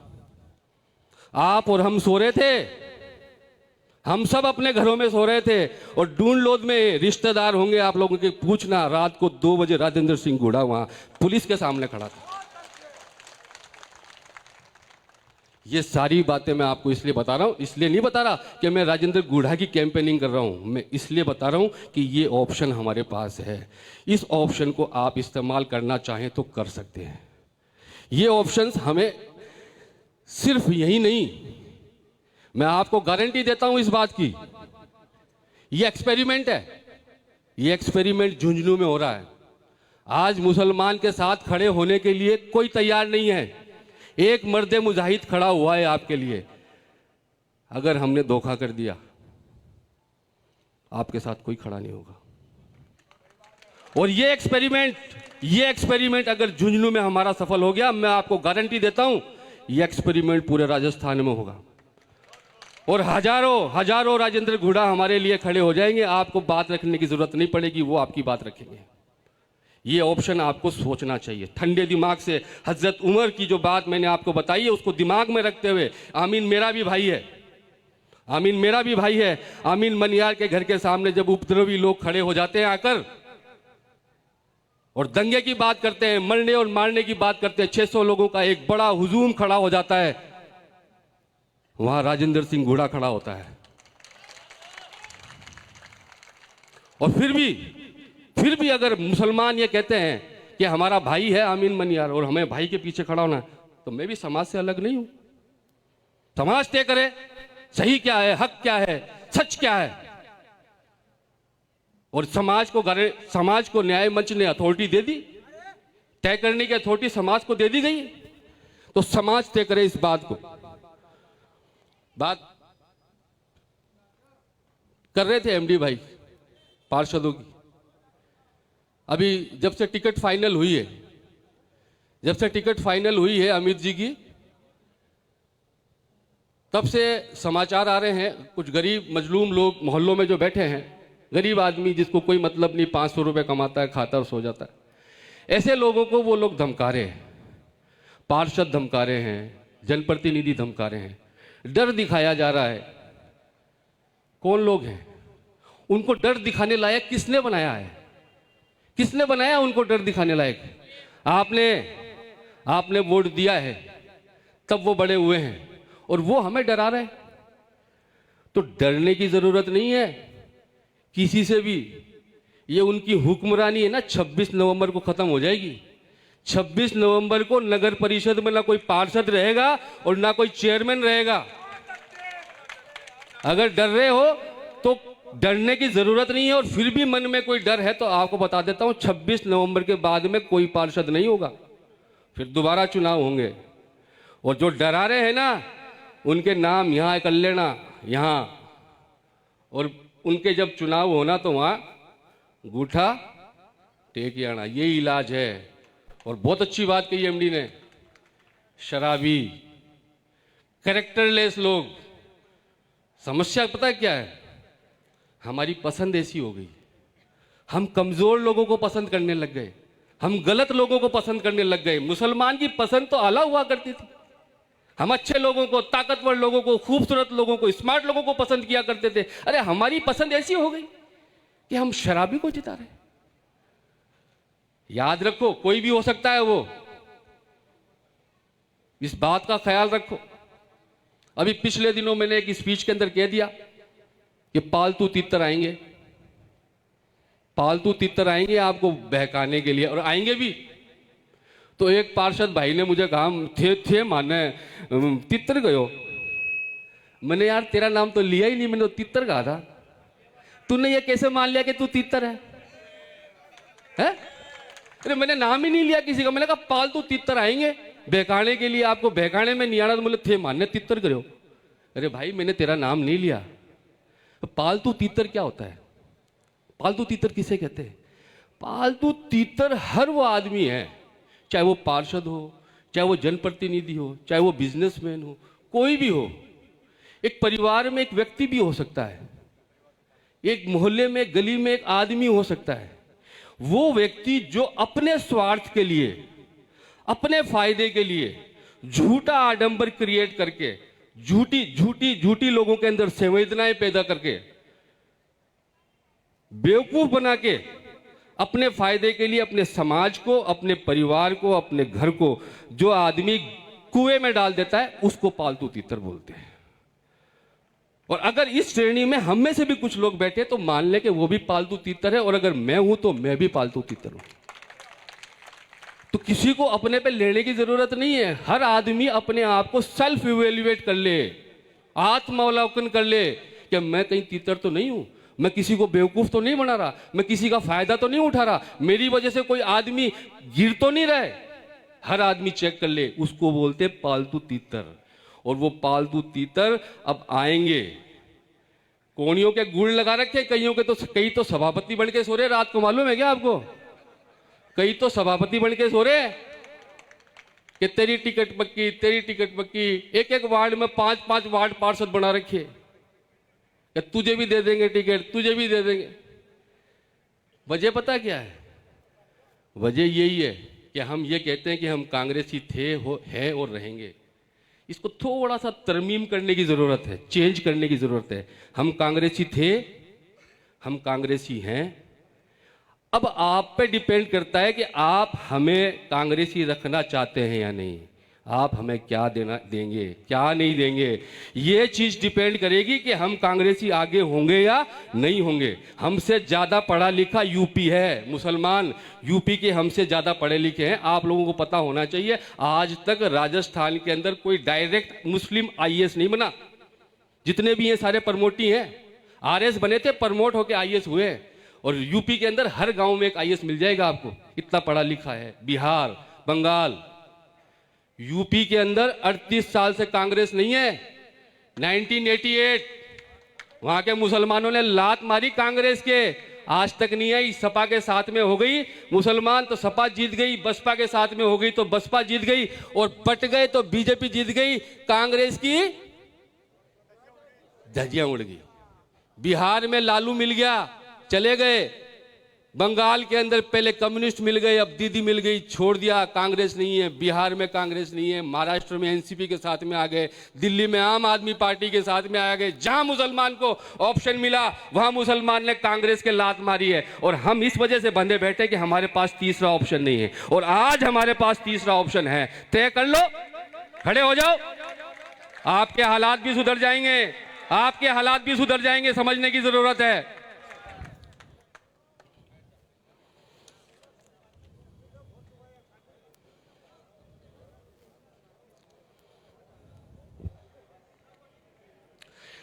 अब जो मुद्दे की बात है ना, एक तो मुझे एक बात और शेयर करनी थी, आप लोगों से माफ़ी भी मांगनी थी मुझे, कि पिछले 20 साल से ये यूनुस मास्टर जी का गलत गेले घाला हुआ है। कहाँ है बैठे यूनुस मास्टर जी? यूनुस मास्टर जी का गलत गेले घाला हुआ है। 20 साल से हम लोग जो है ना सरकार से कह रहे हैं कि मुरारका कॉलेज के अंदर उर्दू सब्जेक्ट दो। अब हमें परसों मालूम पड़ा कि मुरारका कॉलेज तो प्राइवेट है। अरे यूनुस मास्टर जी ने गलत गेले गाल दिया हमको कि सरकार से मांगो, सरकार से मांगो। अमित ओड़ा आते नहीं झुंझुनू में और हमें मालूम नहीं पड़ता। अब मुरारका जी से मांगना पड़ेगा, मुरारका जी थारी कॉलेज है और इनमें उर्दू दो। अरे कैसे लोगों को चुनने जा रहे हो यार तुम, जिनको ये नहीं पता कि प्राइवेट कॉलेज कौन सा है झुंझुनू शहर के अंदर और है ना कौन सा कॉलेज सरकारी है। यार हद हो गई, किसी को भी समझने की जरूरत है। एमडी चौधरी के ठेकेदार, ये सारे ठेकेदार बैठे, कर ले हमारा बिगाड़ ले कुछ आ गए। हम सारे ठेकेदार हैं, सारे एक साथ हैं हम। आजा कर ले कबड्डी, तेरे में हिम्मत है तो। यार क्या हो गया यार तुम लोगों को, किस चीज का डर है, कौन है? तो मेरी आप लोगों से गुजारिश है, बहुत सोच समझ के, इत्मीनान के साथ में और ठंडे दिमाग से, जैसे मैंने कहा जोश के ऊपर होश का जोकी बहुत जरूरी है।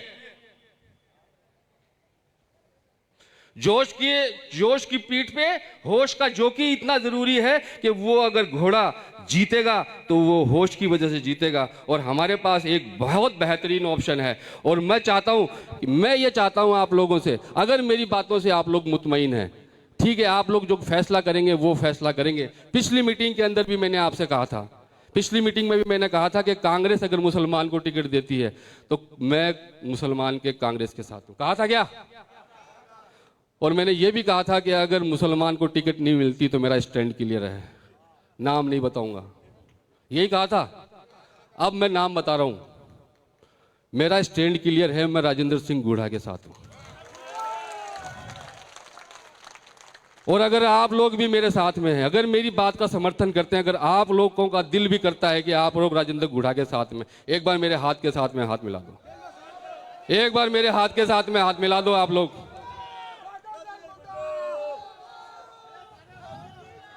बहुत बहुत शुक्रिया आप लोगों का। और मैं आप लोगों की बस बाद में, तो हमारे को जितने लोग हैं, हो सकता है कुछ लोगों के दिलों में कुछ और बात हो, तो हमें बस आखिर में ये बात ध्यान रखनी है कि हमें एक मुस्लिम नेता तैयार करना है जो हारेगा, मतलब जो के हालात हैं वो हारेगा। ऐसा मुस्लिम नेता हमें चाहिए, या एक ऐसा नेता चाहिए जो दिन रात हमारे साथ खड़ा है, मुस्लिम परस्त है और जीतने की स्थिति में है। इन दोनों में से जो नेता आपको अच्छा लगे आप लोगों को उसके साथ में होना चाहिए। वैसे आप लोगों ने हाथ उठा के अपना समर्थन मैंने दे दिया, तो ये मैं आप लोगों का शुक्रिया अदा करता हूँ। और एक बात ज़रूर बोलना चाहूँगा कि ये जो अभी ये जो है ना, ये शुरुआत है, बहुत कुछ बाकी है। वो एक शेर है कि इश्क के इम्तिहान और भी हैं और इन सितारों से आगे जहां और भी हैं। ये सिर्फ एमएलए शिप नहीं है, और बहुत सी चीज़ें हैं जो अगर ये रास्ता हमने खोल लिया तो आप लोगों के लिए खुलती चली जाएंगी इंशाअल्लाह ताला। और एक बार फिर मैं उन तमाम लोगों का जिन लोगों ने ये शानदार आयोजन किया, ख़ास तौर से जैसा कि मैंने कहा कि इस पूरे मामले के पीछे नाम ले लूँ क्या? ओ काके, इन्हें कौन देख रहे हो?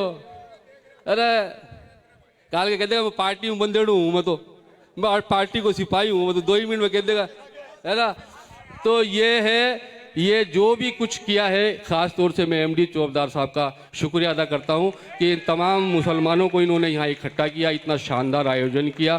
और मैं आप तमाम लोग जो इतनी मुस्तैदी के साथ में धूप के अंदर यहाँ बैठे हैं, आप लोगों का दिल की गहराई से शुक्रिया अदा करता है। मुझे क्यों बना रहा है यार।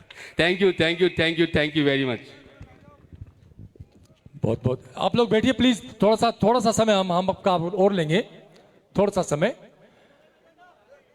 अभी एमडी साहब बड़े भावुक हो गए थे। एमडी साहब, ये पूरा का पूरा मजमा जो है ना, निश्चित रूप से आपके आंसुओं की कीमत जरूर चुकाएंगे ना भाई आप लोग, सारे के सारे लोग। आपके आंसुओं की कीमत हर हाल के अंदर ये मजमा चुकाएगा। और मैं भाई शकील फौजी से गुजारिश करता चलूँ, आप आए और अब प्लीज आप लोगों से गुजारिश है, एक बार बैठिए आप लोग, 5 मिनट के लिए आप लोग बैठिए। भाई शकील फौजी,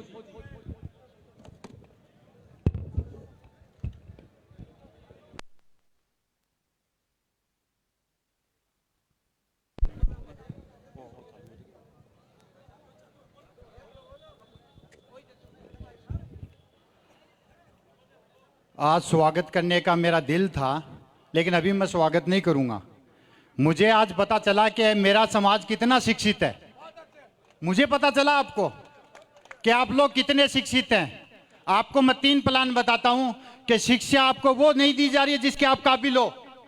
आपको शिक्षा वो नहीं दी जा रही है जो आपका हक बनता है, और आपको चिकित्सा वो नहीं दी जा रही है जो आपका अधिकार बनता है, और न्याय आपके साथ वो नहीं हो रहा जिसके आप हकदार हो। मैं आपको बता देता हूं, एक चांदी की थाली में सोने की चम्मच के खाने से आपकी भूख नहीं भागेगी, ठीक है। और याद रखना मेरी बात, जो नबी का नहीं हुआ वो मेरा, मैं आपको चैलेंज के साथ कह रहा हूं, ये 6 महीने के भागड़ बिल्ले, मेरा खुला चैलेंज है इनको। चुनाव के बाद इन गलियों में एक भी नहीं मिलेगा, लेकिन ये क्रांतिकारी भाई शकील फौजी आपके हर मंच में, हर संगठन में, हर गली में, हर घर में आपके साथ लड़ेगा। और मैं बता दूं, ईद बानो वाला केस था, मैं वहां मौजूद था। दर्द है मुझे उन बुज़दिलों से कहना चाहता हूं कि ये लड़ाई उम्मती और मुनाफिकी है, ये कांग्रेस बीजेपी की नहीं है। उम्मती तैयार हो जाओ, खलीफा उमर के लोगों तैयार हो जाओ, तुम सलाउद्दीन अय्यूबी के लोगों तैयार हो जाओ। तुम्हारी लड़ाई किसके खिलाफ है? मुनाफिकों के खिलाफ है। मुनाफिकों का एक ही काम है, उनका सौदा करना ईमान का, और वो सौदा कर चुके हैं ईमान का। मैं आजाद समाज पार्टी से हूं, यहां जो भी बोलूंगा मेरा राष्ट्रीय अध्यक्ष वही बोलेगा कि जो शकील भाई ने बोला मैं स्वीकार करता हूं। और मैं किसी ऐसे आदमी का हाथ नहीं पकड़ता कि जिसका गिरेबान नहीं पकड़ता। मैं जिसका हाथ पकड़ता हूं उतनी ताकत रखता हूं कि मुझका गिरेबान भी पकड़ना जानता हूं। मेरे 2 जिला अध्यक्ष बैठे हैं यहाँ, मेरे 2 जिला अध्यक्ष बैठे हैं यहाँ पे, उनसे पूछो जाके ये टिकट हम लोग कैसे लेके आए हैं। आजाद समाज पार्टी का हूं। और ईद बानो वाला केस बताता हूं आपको, ऊंटों के ऊपर एक बहुत बड़ा कारवा चल रहा था, एक आदमी खड़ा होके बोल रहा था, मेरी बहन की डेड बॉडी रखी हुई थी हॉस्पिटल में, वो देख के बोल रहा था, देखो देखो कौन आया, शेर आया शेर आया। अरे मेरी बात सुन मेरे भाई, तू भी मेरा कौम का है। आजकल तो लोग अगर गैर मजहब की भी डेड बॉडी रहती है ना सामने, तो लोग गाड़ियां साइड में लगा लेते हैं। लगाते कि नहीं लगाते आप लोग? बताओ मेरे को। और क्या गारंटी है तुम्हारे साथ 70 सालों से शोषण हो रहा है, धोखा हो रहा है, मुझे बताइए क्या गारंटी है उसकी? 6 महीने के लिए कोई आदमी आता है, मैंने आपको उदाहरण दिया है, सोने की चम्मच के खाने से भूख नहीं जाएगी, आपको कमाना पड़ेगा। बताओ मेरे को हाथ खड़ा ऊपर करके। हमारा प्रत्याशी जो है वो आमीन मणियार है, इस्लामपुर का है, कोई नहीं गया उसके यहाँ पे, उसने खुद लड़ाई लड़ी है।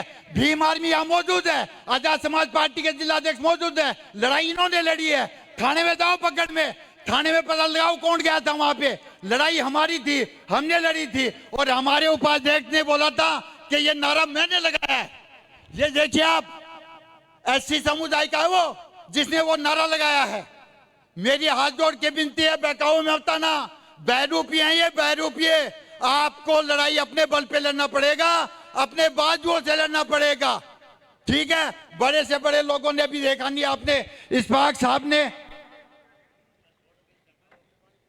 इस्पाक साहब इतने बड़े आदमी हैं, समाज के लिए जान दे दी उन्होंने। फार्म उठाना बड़ी बात नहीं है, फार्म उठाने के बराबर जान देना आसान होता है। तो मेरी एक गुजारिश आप लोगों से, दीन का भाई है, ईमान का भाई है, हमने टिकट लाए हैं, कैसे लाए हैं, बड़ी बड़े लोग कितने कितने पैसे खर्च करते पता कर लेना टिकट कैसे मिलती है। और 75,000 है, 45,000 की मैं गारंटी ले रहा हूं आजाद समाज भीम आर्मी के। ये लड़ाई सिर्फ आपकी नहीं है, ये मैं जिस संगठन में काम करता हूं, ये बाबा साहब अंबेडकर का अपमान है। यहां कौन लड़ रहा है? एक तरफ पूंजीवाद है, दूसरी बात परिवारवाद है, तीसरी बात भूमाफिया खड़े हैं, और एक तरफ ये मुसलमान है जो 3 बार का सरपंच है। सरपंच सोचिए आप, वो साधारण आदमी है जिसका आप गिरेबान भी पकड़ लोगे तो आपको कुछ नहीं कहेगा, और अगर किसी और का गिरेबान पकड़ लोगे तो आपको पता भी चल जाएगा कितना तकलीफ देते हैं ये लोग। इस्लाम में हमेशा कैमोफ्लाइज रहा है, लोगों ने धोखा दिया है। हम लोग बहुत शरीफ हैं, बहुत कम पढ़े लिखे लोग हैं, मैं बता रहा हूं आपको, हमें ज्यादा नहीं है, हमारे दिलों में नरमी है। तो इसलिए मेरी हाथ जोड़ के विनती है, 13 तारीख को अपना वोट, अपना अधिकार सही रूप से इस्तेमाल करना। ये 2 दिन की रामलीला खेल है, इसके बहकाओं में मत आ जाना। मैं बता रहा हूं, ये हमारा चुनाव है। मैंने पिछली बार भी बोला था, केवल ये मुसलमान का चुनाव है, केवल मुसलमान का है। और इंशाल्लाह मुझे यकीन है ये मुसलमान कौम अपना वजन दिखाएगी कि हम कितने लोग हैं। हार जीत से मतलब नहीं है, कोई जीते कोई हारे, लेकिन हम वजन बताएंगे। और अगर यहाँ कांग्रेस जीती है तो भी कुछ नहीं होगा, यहाँ बीजेपी जीती है तो भी कुछ नहीं होगा, लेकिन आएगा वक्त 13 के बाद, 23 तारीख आएगी, 23 तारीख के बाद में देखना आजाद समाज पार्टी भीम आर्मी आपकी गलियों में घूमेगी, बाकी दूसरा कोई बंदा नहीं होगा। मेरा चैलेंज है ये, और उस दिन स्वीकार करोगे, मैं आपसे मिलूंगा, आप एक ही बात कहोगे कि भाई आपने सही बात कही है मौला सर। अभी अफसोस की बात है कि ट्रेन निकल चुकी है, हम लोग प्लेटफॉर्म पे हैं, अब अगली 5 साल ट्रेन आएगी। राज तुम्हें चाहिए? अरे 70 साल किससे दुखी थे तुम? किससे दुखी थे? उससे दुखी थे जो राज किसी और का था। अगर राज मेरा है तो मैं चाहूं उतना दूंगा आपको, आप कौन हो मेरे से छीनने वाले? लेकिन अगर राज आपका होगा तो आपकी मर्जी होगी, उतना छीनोगे आप लोग। इसलिए राज अपना करो। अगर राज आपका नहीं है तो आपकी कोई नहीं सुनेगा। ये राजपाट की लड़ाई है सारी, किसी जाति धर्म की, किसी पार्टी की लड़ाई नहीं है, ये राजपाट की तैयारी है, और कोई नहीं सुनेगा साहब। ये कह रहे हैं कि वो पीपली चौक वाला केस में रात को 7:30 वही था, इमरान बड़गुजर उसको हैंडल कर रहा था पूरा, ठीक है। सारे के सारे लोग लगे हुए। मैं आपसे फिर एक बार रिक्वेस्ट कर रहा हूं, आपकी मर्जी है। हमारा आजाद समाज पार्टी के कार्यकर्ता साहब हमें हमारी बात रखने का दिया, बहुत बहुत शुक्रिया साहब। बहुत बहुत शुक्रिया सर, बहुत बहुत। आप तमाम लोग आए और अपनी अपनी बात रखी आप लोगों ने। देखिए आपस में मत कीजिएगा, जो भी बात थी सब लोगों ने अपनी अपनी बात रखी है। आप लोगों को आप बहुत बहुत शुक्रिया इस कार्यक्रम को सफल बनाने के अंदर। मैं पुनः आप तमाम महानुभावों का, जितने भी दूर दराज से लोग आए हैं, बहुत बहुत शुक्रिया कहता हुआ इतना ही कहकर अपनी बात को खत्म करना चाहूंगा। कार्यक्रम का समाप्त। बस समाज का सबसे बड़ा उद्देश्य यही था कि समाज कांग्रेस के हित में वोट नहीं डालेगा, वो बात खत्म। अब आप लोगों पर निर्णय है, क्या करते हैं क्या नहीं करते हैं। कांग्रेस के पक्ष में वोट नहीं डालना, यही हम सबका निर्णय था। अब तमाम लोगों का बहुत बहुत शुक्रिया कार्यक्रम के समापन